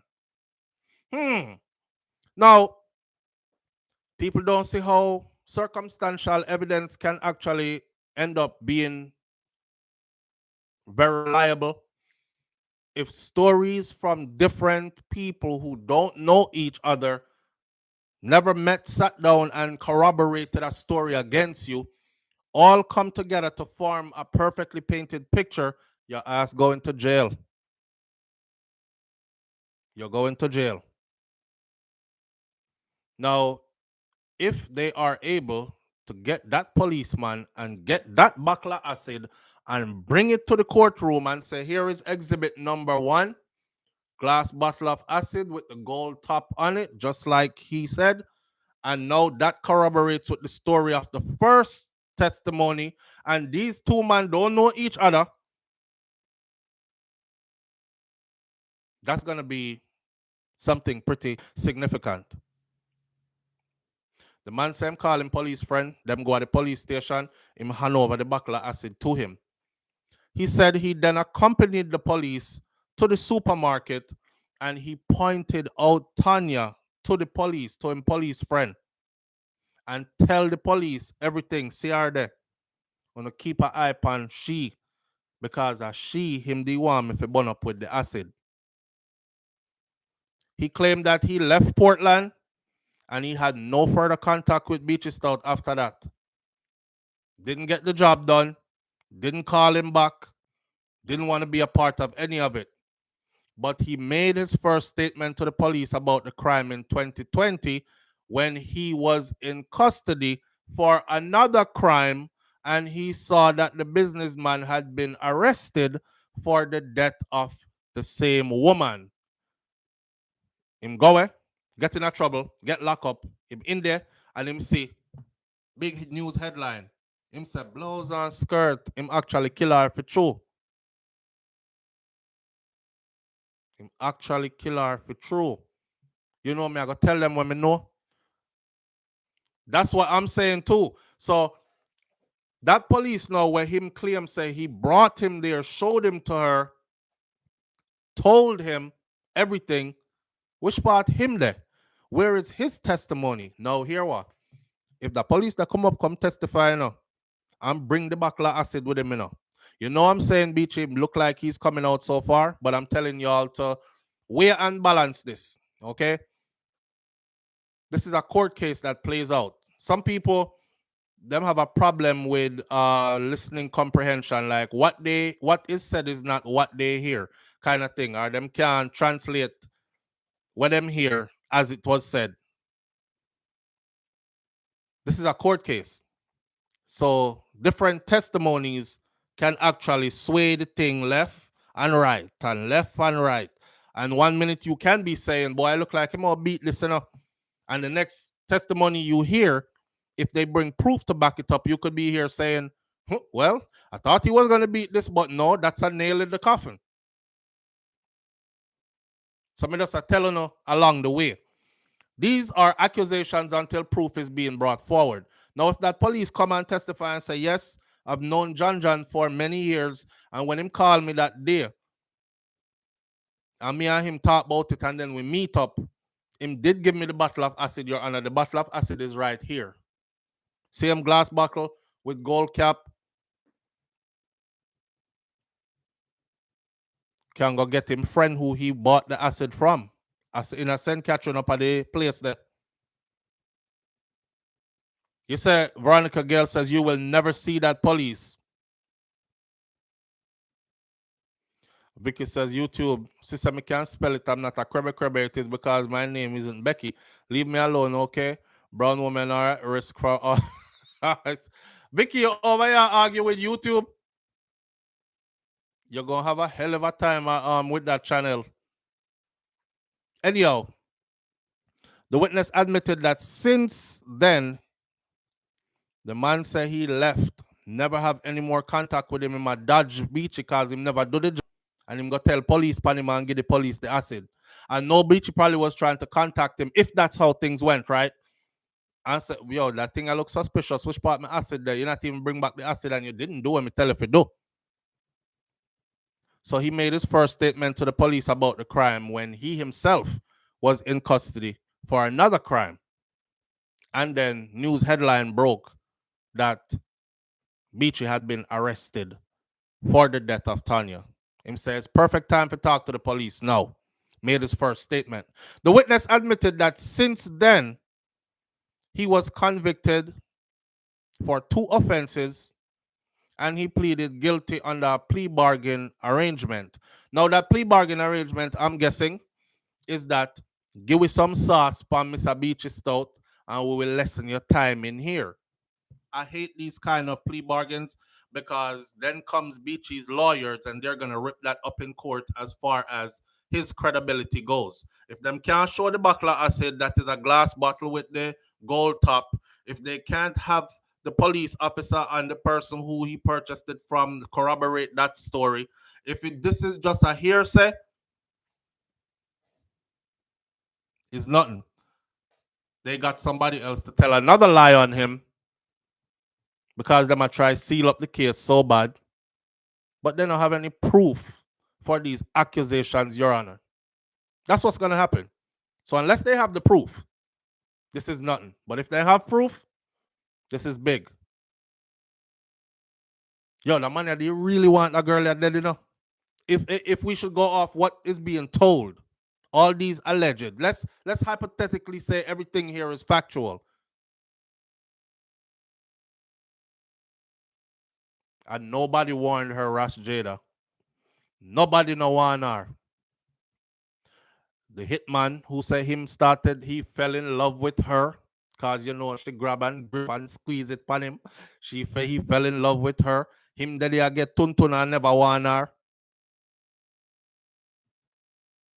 The policeman never warn her. This man you never warn her. Nobody was warning her. Good question.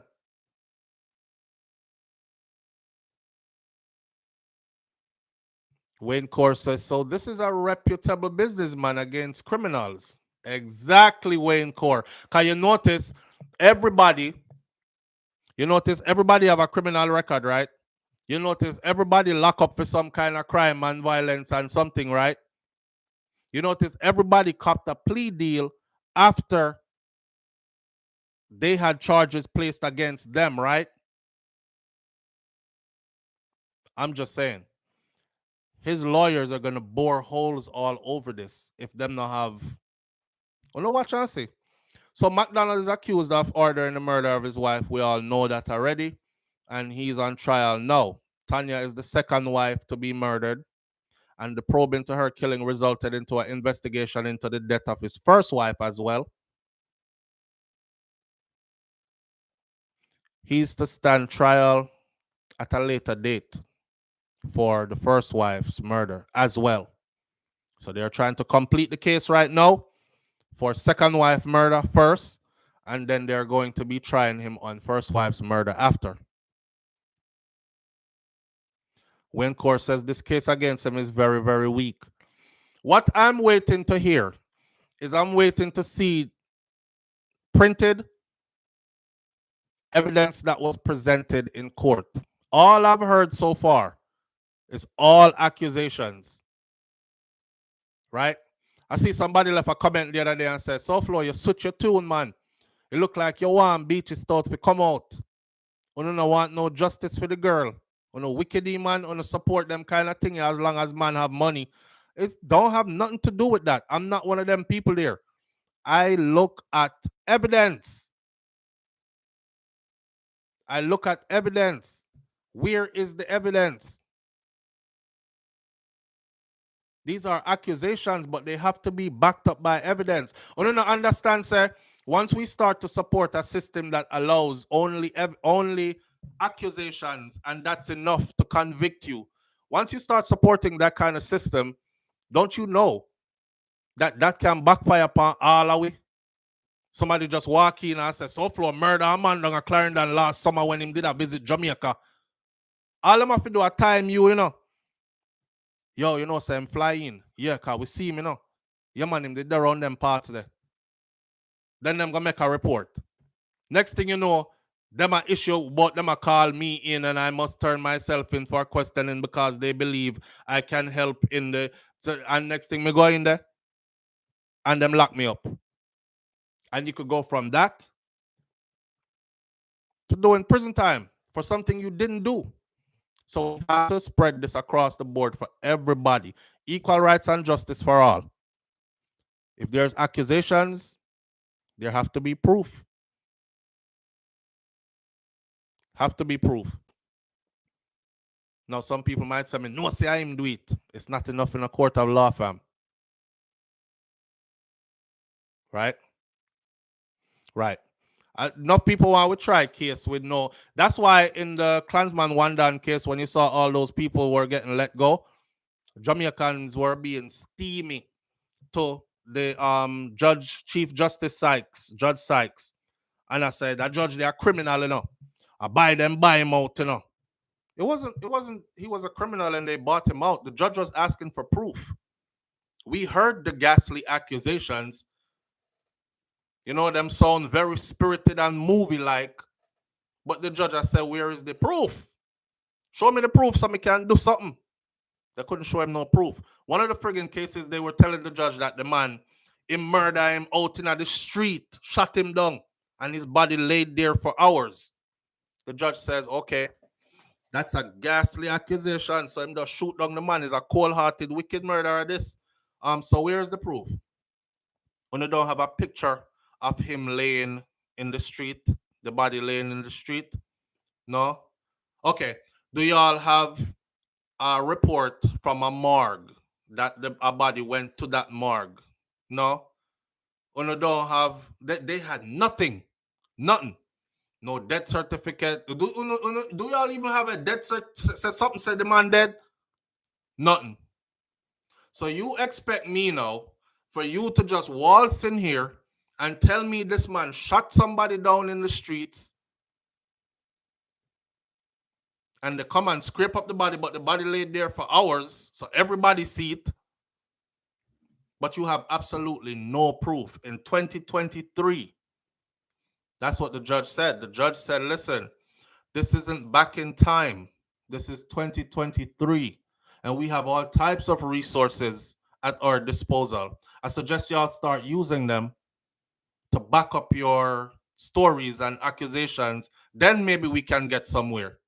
But for you to come in here and expect me to just sentence somebody because you accuse them of something with no proof, that's not how it works. And that's not the justice system we're trying to build. The whole of Jamaica say, a wicked judge. I pay him off. And you know, I was wondering, I'm like, where's the friggin' logic in these people? What did that judge say that you did not understand? It makes perfect sense. If me look upon you right now, Vicky, and tell a big lie upon you, you're not going to ask for proof. Pussy galore, if me look upon you, British Jamaican girl, Wayne Core, Julie Tapper, BM. If I look at you and tell a big lie upon you right now, you wouldn't ask for proof? If anybody look upon me and tell no big lie, the first thing I'm asking for is prove it. Show it to everybody. If you have it, show it to everybody. Let them believe it. Unless people just don't like you already, so them just believe anything them hear about you and act like it's true. But we're talking about a court of law. Right. We'll continue to follow this story as well. Now let's move on to the Noel Maitland case. One bag of foolishness are going over there, so. Do you see the difference between the son case in the States and the father's case, Wayne Core? Absolutely. Absolutely. The Sun case in this, well, you know, this is America. I mean, and I hate to say it, but the Sun even got bail. Andre McDonald was out on bail. He was home. He had money. He had resources. He could have done stuff, but he was heavily monitored at home.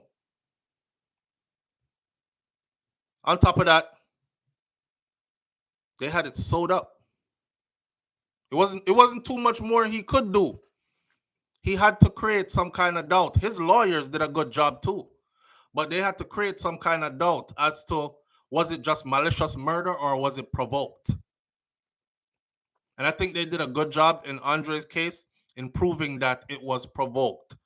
He wasn't just a cold-hearted man that just sat down and this loving, caring wife, and you sat there and said, yo, me will kill that girl and come. I want her with a new woman. Or me want some insurance money. That's malicious murder. They proved in court that that's not what it was. A series of events contributed, right? They're going to have to do the same thing in Jamaica. And they show proof, a lot of proof. But in this Beachy Stout case, all I'm hearing is accusations. Karen Notice says, what's going on? I don't see any of my comments. I see this one where you're asking what's going on. Next comment, Karen.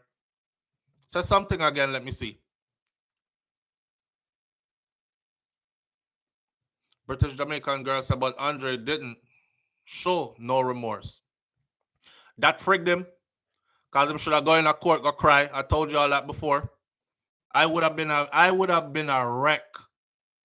I would have just been bawling the whole time. Nose not a run. My eye them swell up till me can't see. I'm distraught. Because I accidentally murdered my wife. But you know, Andre was all cool, calm, and collected the whole time, man.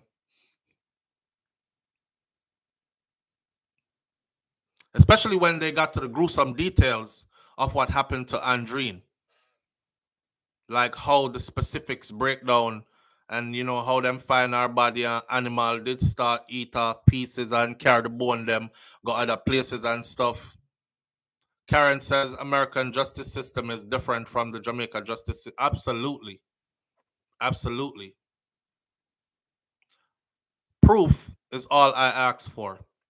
Break it back down now to the place where a lot of people don't like me to go. Back to the Vibes Cartel case. It is not your duty. Go ask any attorney. I'm saying this to you. It is not your duty as the accused to prove that you didn't do nothing. It is the duty of the accuser, the state, to prove that what they said happened is what you did. Now, Paul Llewellyn them said this is their theory. Lizard was brought into that house right there and bludgeoned to death with a pickaxe and the pickaxe stick, then was dismembered. All right. I say, all right, that's a hell of an accusation. Prove it to me. Where's the forensic team that went into that house? What was their findings? Was there any blood splatter anywhere? I mean, you said that is where it happened. Them bulldoze the house and then them say, yeah, forensic team went in there and they didn't find them never find nothing but the house gone. So that man can't even send in an independent forensic team for can speak for himself. Right. It was never proven. So proof is what I deal with. If you can prove it to me, I don't give a damn how good the music is. Me not care about the wickedest thing in a dancehall music and I'm the best artist and that are my artists. If they proved it, I would have been on the side of justice. They didn't prove it. Cartel case was never proven. It was an accusation, and the accusation was allowed to go. People are going to talk about, well, yeah, so what about the voice note, Souflo, and all that? We don't want to discuss cartel case this morning. I don't even discuss the case no more with people who are not well read pertaining to that particular case. You ask me about voice note, I'm gonna ask you about the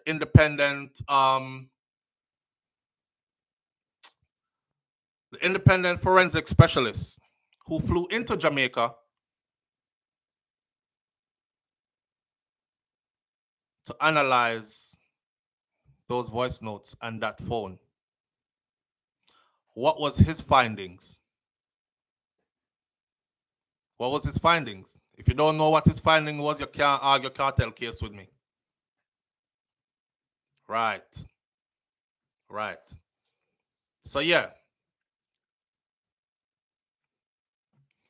Vicky, again, me not gonna argue with you about the voice note because I asked about the forensic specialist that flew into the country, independent forensic specialist that flew into the country, and he was not allowed to take any of those voice notes or that phone away from the presence of the prosecution and the presence of Vybz Kartel's attorneys. He had to do it in both of them presence. No favoritism was shown or nothing.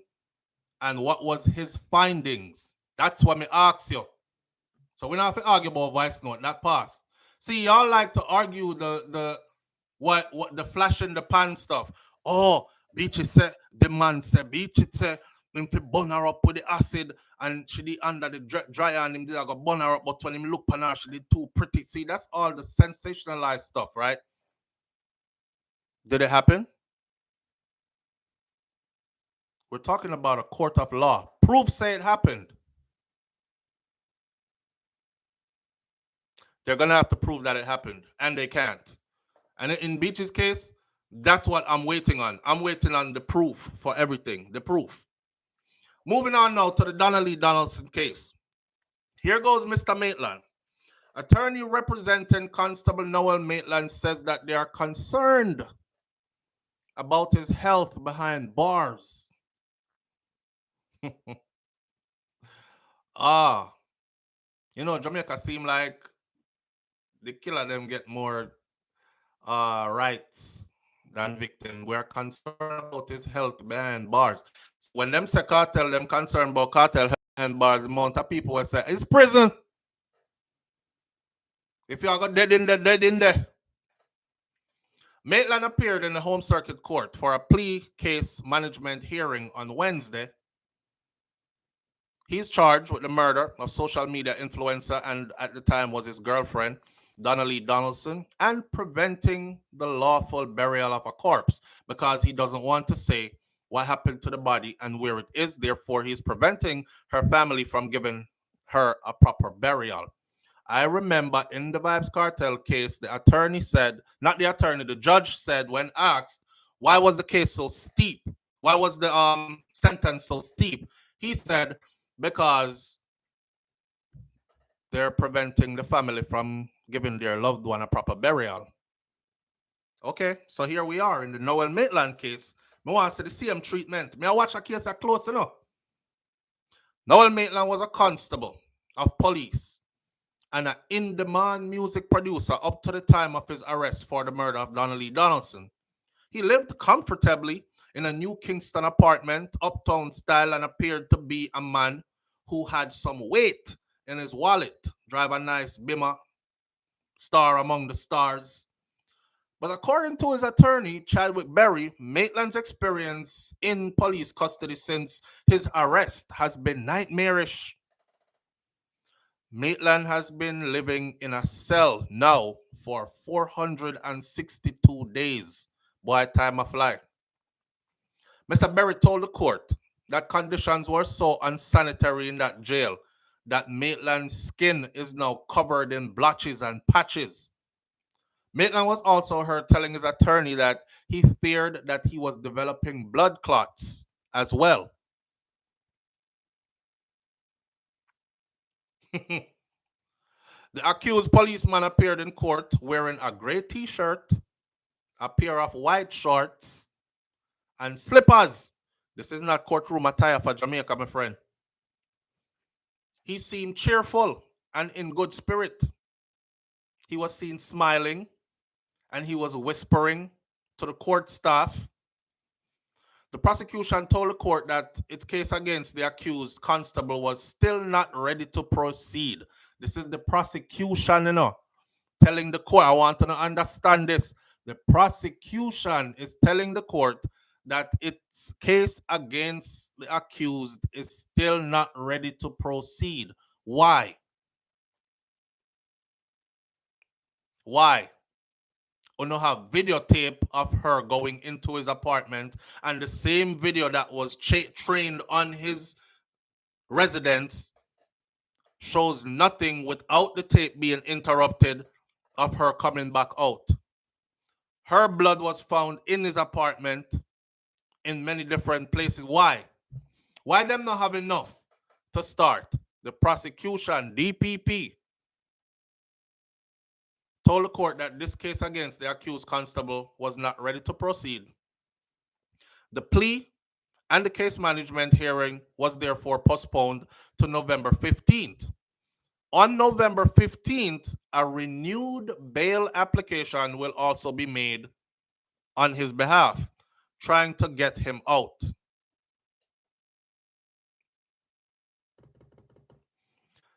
Presiding Judge Vinette Graham Allen indicated that the court would deal with Maitland's alleged health concerns at the time. Somebody say a bleaching cream him can't get in there. The judge suggested that Maitland's appearance in shorts and t-shirt, that was a defense tactic that was intended to show off the patches on his skin. He want everybody to see what he's going through and how his skin patch up in there. Eczema, somebody said. Now, despite pleas from defense counsel, she maintained the matter would be dealt with November 15th. They wanted it to be dealt with right now. She said, no, come back on November 15th, when a medical journal would be made available to the courts, which means he'll be treated, and then we'll be able to come before the courts and say, you see how them full of friggery? They are now concerned about this man's skin condition instead of concerned about pushing his case forward and going into actual trial. No, postpone again. Get a doctor to deal with him skin. Next time we meet, we'll have a medical journal. That means documentation saying he saw a doctor. Was it at his own expense or the state pay for it? We don't know. Maybe his skin condition was this, that, or the other, and he's being treated. Don't nobody care about that, man. The only person that care about, and I know his family watching, and they probably want him home because them convinced themselves already, say, I know him do it. But all the evidence that adds up, one of the biggest evidence to me is she walked into your apartment, sir, and did not walk out. And then her blood was found in there in multiple places. Even though you tried to do your cleaning and dash away furniture and stuff, that's enough for me. So why are we discussing his skin problem? Why are we not discussing moving the case forward? That judge there, joke. Speed up the case. The woman concerned about where her daughter is. Not concerned about your skin problem. The woman is concerned about where her daughter is. You won't even give her some dignity. You won't even give her a little leeway so she can bury her daughter and be at peace. The woman begging her. She said, even if she in pieces. When you get so desperate, you have to beg to see your child in pieces, even if it's a piece of her. Over 400, almost 450 days we're in court, and DPP still has no case, still not ready. Me watch Paula Llewellyn in them dash for case already, them get up and say, we have nothing further. Oh, case gone out the window. We have nothing further. I said, damn, they had a lot further. Let me give you a good example. You see the little youth, Kajil Mace. You see when the man there come out time or fire the gun from the X6 BMW through the taxi and kill Kajil, Paula Llewellyn knew damn well that that wasn't the father that did that. But them still run carrot go to court, right? Because what they did was they counter the case, did it backwards, knowing damn well they're going to take him to court and he's going to be able to prove that it wasn't him. How? Because here is videotapes of him walking through the airport in the US, going to Jamaica, and here is videotapes of him landing in Jamaica in the airport. So who did that drive the BMW X6? Miss DPP, Paula Llewellyn. Who was you are an intelligent woman. You didn't we have nothing further. A brand new X6 in the year of. People not just take your X6 and just drive. Yeah, just take your car and drive on someone. That's a car you protect. I know Wayne Court says be careful. But I've been doing this way. I not say nothing new. Years now, I said this. From Kajil dead, I've been saying the same thing. Okay? We're not living in fear. Who are going to do what them want to do what them want to do. We do what we want to do too. After. I'm just saying. She could have said more. She killed the case right there by saying we have nothing further. So it's not the first time we see them dash with case. You know what? But matter of fact, Wayne said, be careful, boss. That's the problem. Everybody have to be careful. Nobody can speak truth. Everybody have to act like lies are real. Everybody have to be afraid.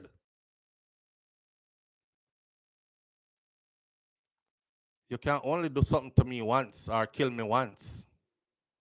Like Tupac said, a coward dies 1,000 deaths, a soldier dies but once. So live your life in fear. You're dead every day. I'm showing you other cases as well. I could go back further. The case that put me on to Paula Llewellyn was Kentucky Kid case. And I said, wow, we have nothing further. I'm showing you a pattern of we have nothing furthers. Everybody knows that man killed Donna Lee. Get to the trial.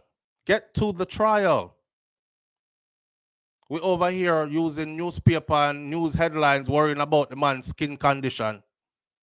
We're not worried about the woman and our picnic. The woman's health is failing rapidly because she's so worried about her daughter.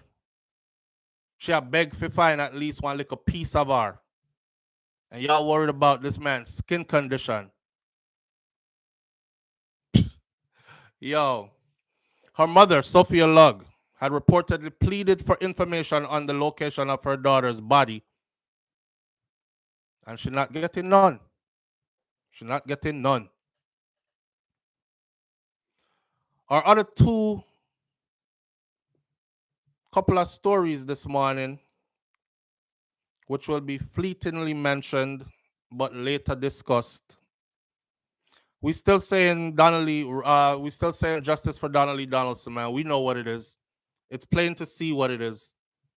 But we are gonna act like we're afraid of people and act like we need to be quiet.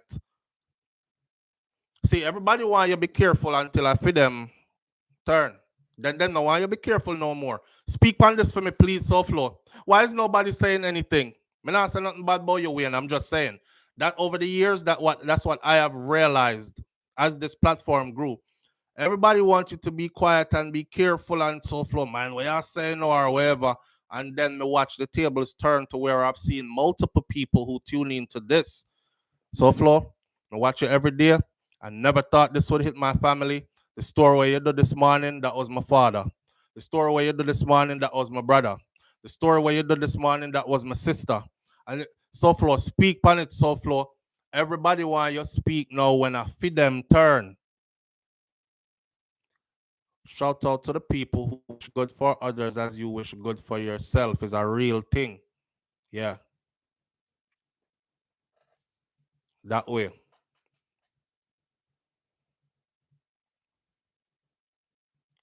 Country girl says in Florida, a gunman ran through a yard and the homeowner was on TV telling The homeowner was on TV telling the whole story and showing his home surveillance. Live through Erica TV says, who you know, Souflo. What you mean, who me know? What you mean by who me know, Erica?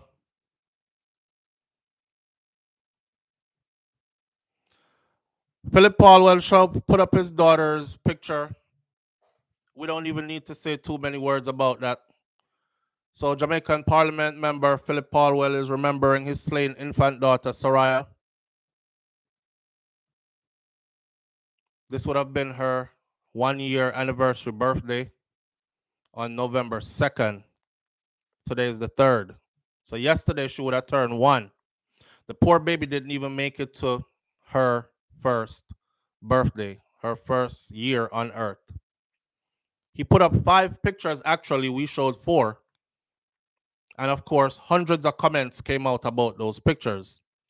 He said, happy birthday in heaven, sweet Sarayah. She is sleeping with the angels. And Phillip, that is it. May the angels watch over you and bring you peace. That's what somebody posted. Sleep in peace, little princess. You don't deserve this, but the Lord thy God is not asleep and will award every single person according to their deeds. Well, you see all these comments. They over here talking about 50% off on time for an early admittance of guilt. So where is the justice? If the judge said 50 years and me I break it down to 25 because you plead guilty early, the poor little girl never get no justice, my friend. Sleep in peace. Sleep with the angels. All that is stuff we set to comfort ourselves when we are helpless because we can't do nothing else. But it is what it is. Meanwhile, Bradshaw charged. She has been remanded until a further hearing is scheduled for December 1st. So we'll stay close to that one. And when December 1st come around, we'll see what the Jamaica courts has to say. Maybe she herself is going to end up pleading guilty and get fair time /1/2 too.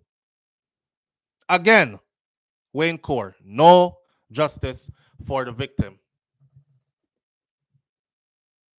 Oh, let me say this. On the Kajil Mace story, I can go way deep into that case. Way deep.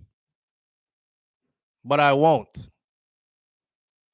It's not because I'm afraid. It's because I did research and I found out who is who has serious power, and who is connected to what. Remember me telling you before, say I'm not the type to just go dig up people's stuff and just expose certain things and all these things, because that's carelessness, and me walk road with no security team. So I left it alone. So when you hear me I talk about DPP, I'm talking about Paula Llewellyn, who's a public figure who keeps on doing the same thing over and over. I'm just pointing to the Jamaican people where she keep doing the same thing. She dash her cases with them one, dash her, and she overly work hard to convict who they want to convict. That's my point in that.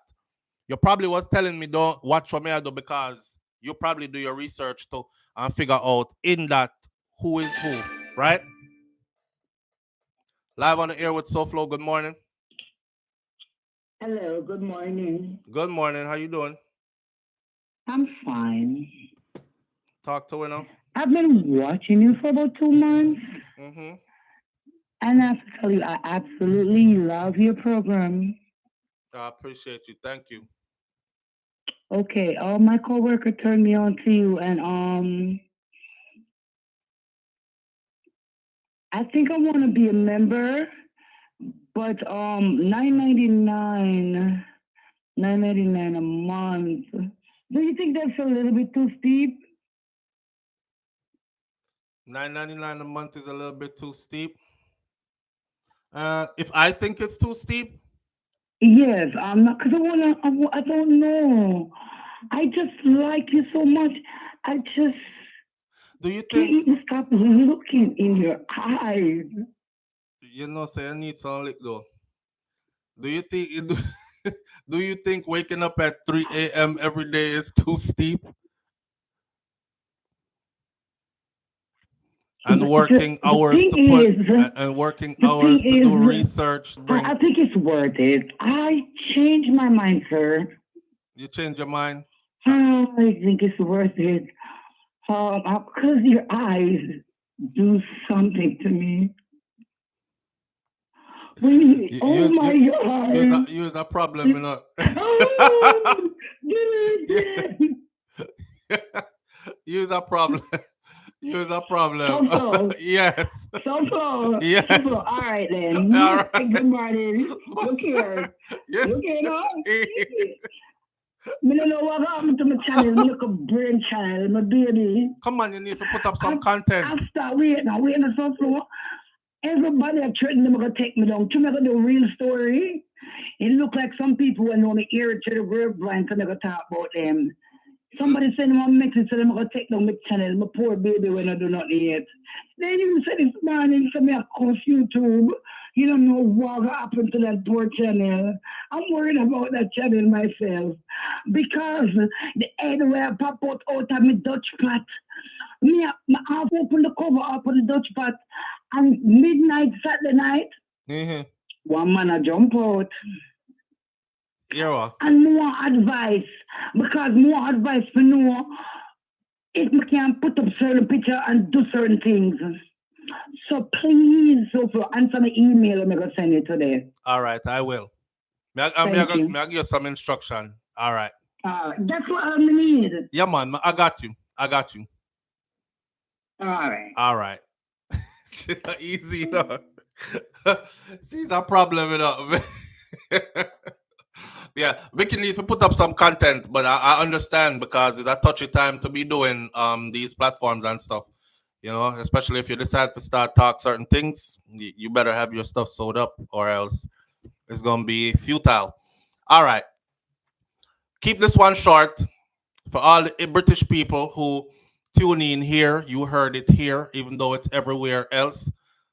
Capleton, the King of Fire, King Shango, after 13 years of not being allowed into the UK, Capleton is back. Shout out to Urban Island. Reggae legend Capleton is the latest Jamaican artist to have received his visa to travel to the United Kingdom for work. The artist was previously banned from traveling to Europe in 2010 due to his music, which was considered discriminatory and homophobic. Reggae music has been deemed unfriendly to the LGBTQ community for years, and many artists have experienced fallouts in the international market due to lyrics that threaten to or condemn the lifestyle. Artists like Bounty Killer, Buju Banton have in the past apologized for their incendiary lyrics, and it seems that Capleton had managed to convince the authorities that his philanthropic efforts made up for his past actions. According to the artist and his management team, Capleton is currently on his Capleton Live in Europe concert series tour that sees him stopping in several big cities across the economic bloc. He is set to perform at 22 shows beginning on October 15th and ending around November 17th. His team confirmed that the artist has been touring with his Prophecy band and that the tour's first stop is in Belgium before going to Amsterdam, Denmark, and other places. King Shango is set to perform in France and then in Switzerland in other upcoming shows as well.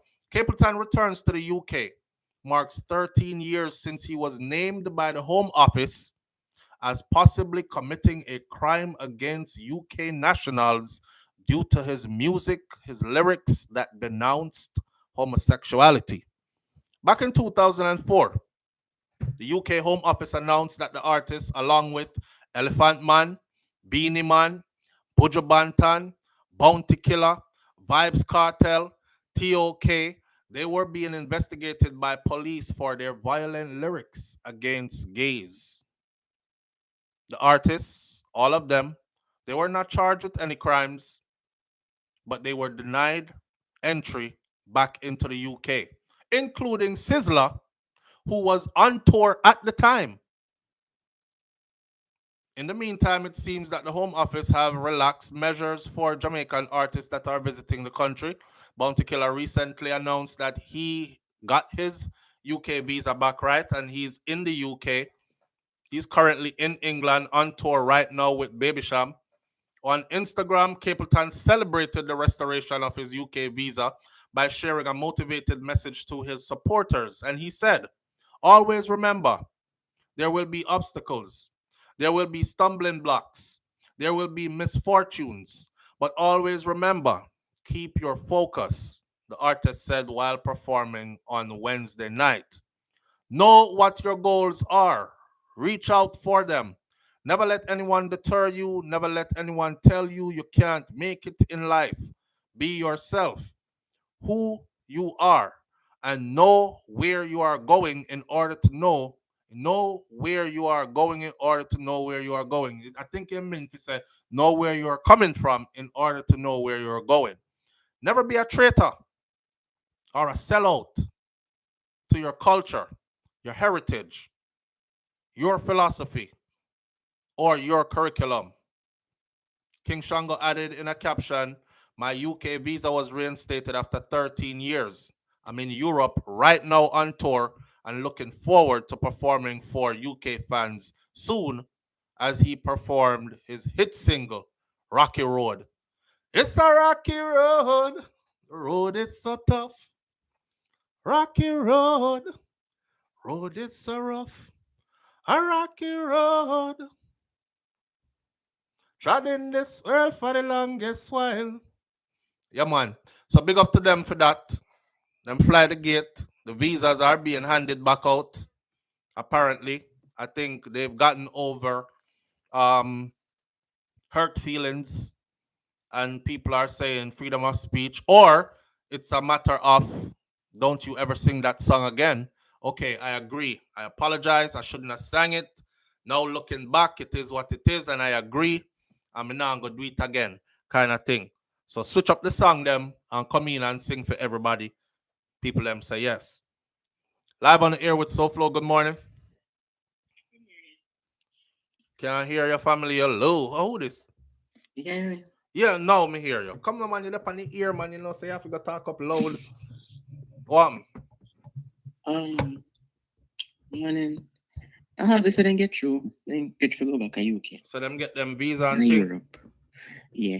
Probably because when at the time that they were banned in the early 2000s, you had a Labour government.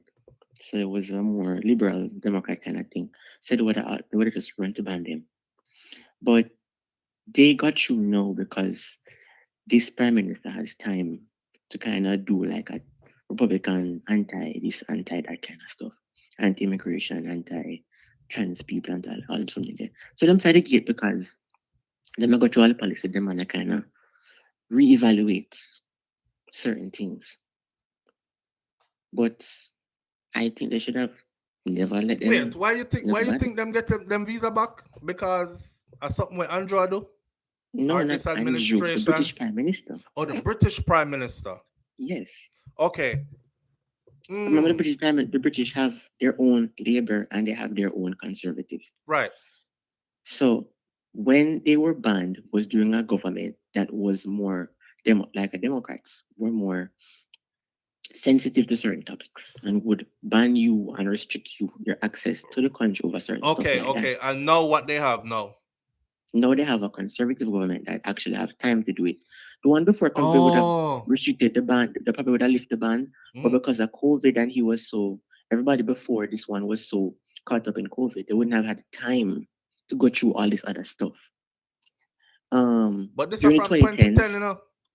I know, but during that time, they outside a conservative, but he wasn't as far right. He was more liberal, so he wouldn't have done it. He actually was the one to legalize it. So he wasn't gonna drop that one. He was gonna uphold it, if anything. But now they have time to go through other stuff, and now they're leaning more into that kind of corner of knocking against it. So that's why Capleton get to come back. So it's really politics why certain people are being able to be allowed to say what they want to say more. It shouldn't have to be that way. You should have been able to say what you want to say from the beginning. Right. But they get to go back. I'm happy for them. Good for them. Yeah. And seeing him get it back now and bound to get it back, I feel like the gate I got open for all the others who lost it to get it back too. Because really and truly, not too many dancehall artists and reggae artists were getting the push to go back over there. They weren't getting no visa. So the market over there was kind of starved. You know? Yeah. Yeah. But Keep what's the kid I say? more power to them, man. I Yeah, like to see man. the visa Somebody free up. Someone in the comments I said, beware of white men bringing gifts. The Prime Minister is Indian. Seeing. He's not white. yeah, but I see some things that go on with him, so I won't even get Yeah. into it. But yeah. Cause me want to try go over there too. I don't want them turn me back at airport, so I'm not gonna say too much until me reach and come back. Let's put it that way. Listen, it's even more tricky Hey. because with Trump and them, you see the enemy coming from centuries away. But now with other people getting involved in this anti-immigration stuff, it's weird because now it's somebody who is white, who's not your black like you, but is not white, who's kind of taking up the cause. So like in this generation now, forget about Walmart. Like a blindside you. New people want to take up the cause against us. So it's like, as was said a long time ago, we don't have any friends. It's like a blindside. We don't have any friends. Right. We are friends with people when they want to use us. When they finish, like the Prime Minister family, when they were finished mixing up with black people back in their day when they was broke up from India, and they get money and send them go high college and send them go Cambridge and send them go all over. When they was finished with the poor people, then dash him went. So the son come do. The son come hard on black people, hard on everybody won't look like him. Our people even look just like him. You don't care. Fox. So that's that. And one small comment in terms of the Phillip Paulwell case. I think it's so sad that you would give a plea deal to people 50% off, like I want to feel in a Burlington or something. Like on Walmart deal, 50% off a Black Friday. Because it's like it's a child. It's not even like how gruesome and heartless that ending was, Like somebody are gonna look upon you after you do that and say, you deserve about 50% off of your time because you confess early, so you're guilty. Like let them totally forget about all the other details.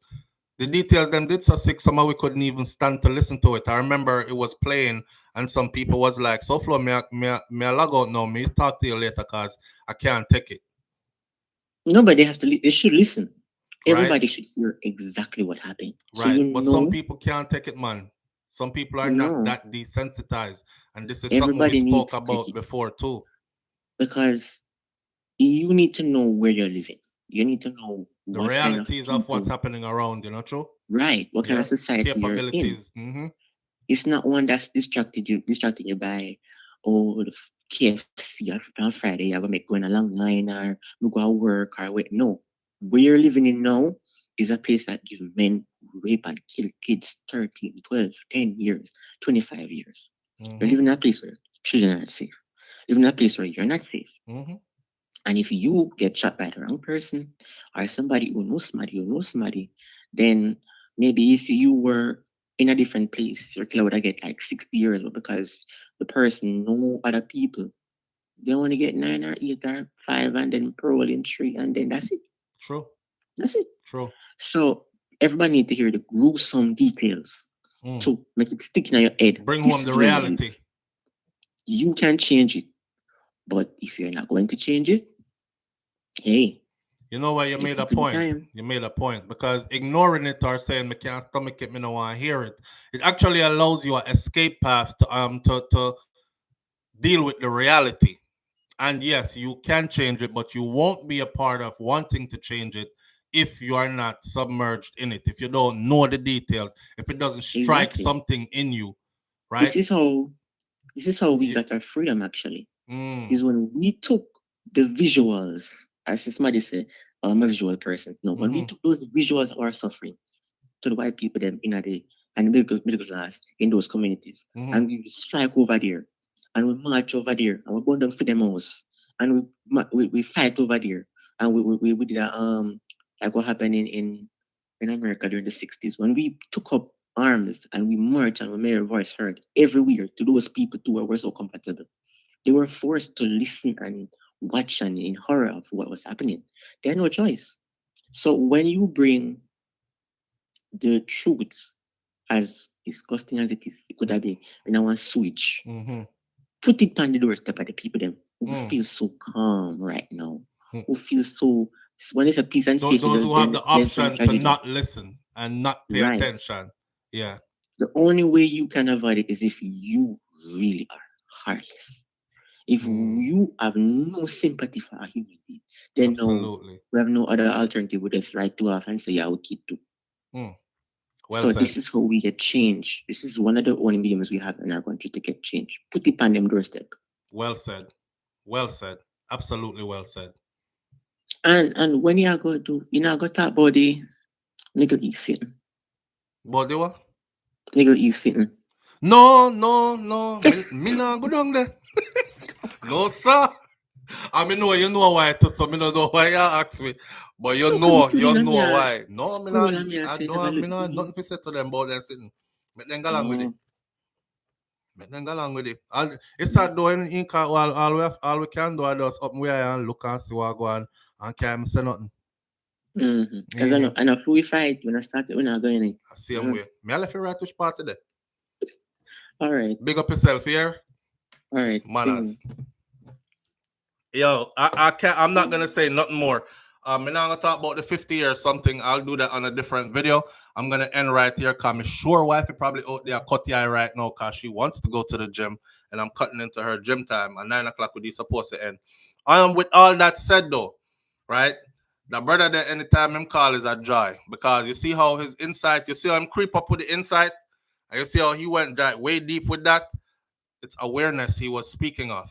And yeah, you're lucky if you have the option to turn away and I don't want to look and I don't want to hear it, then you will never fully be submerged in helping to make it better because you don't look, you don't hear, you don't see, right? So put it on them doorstep.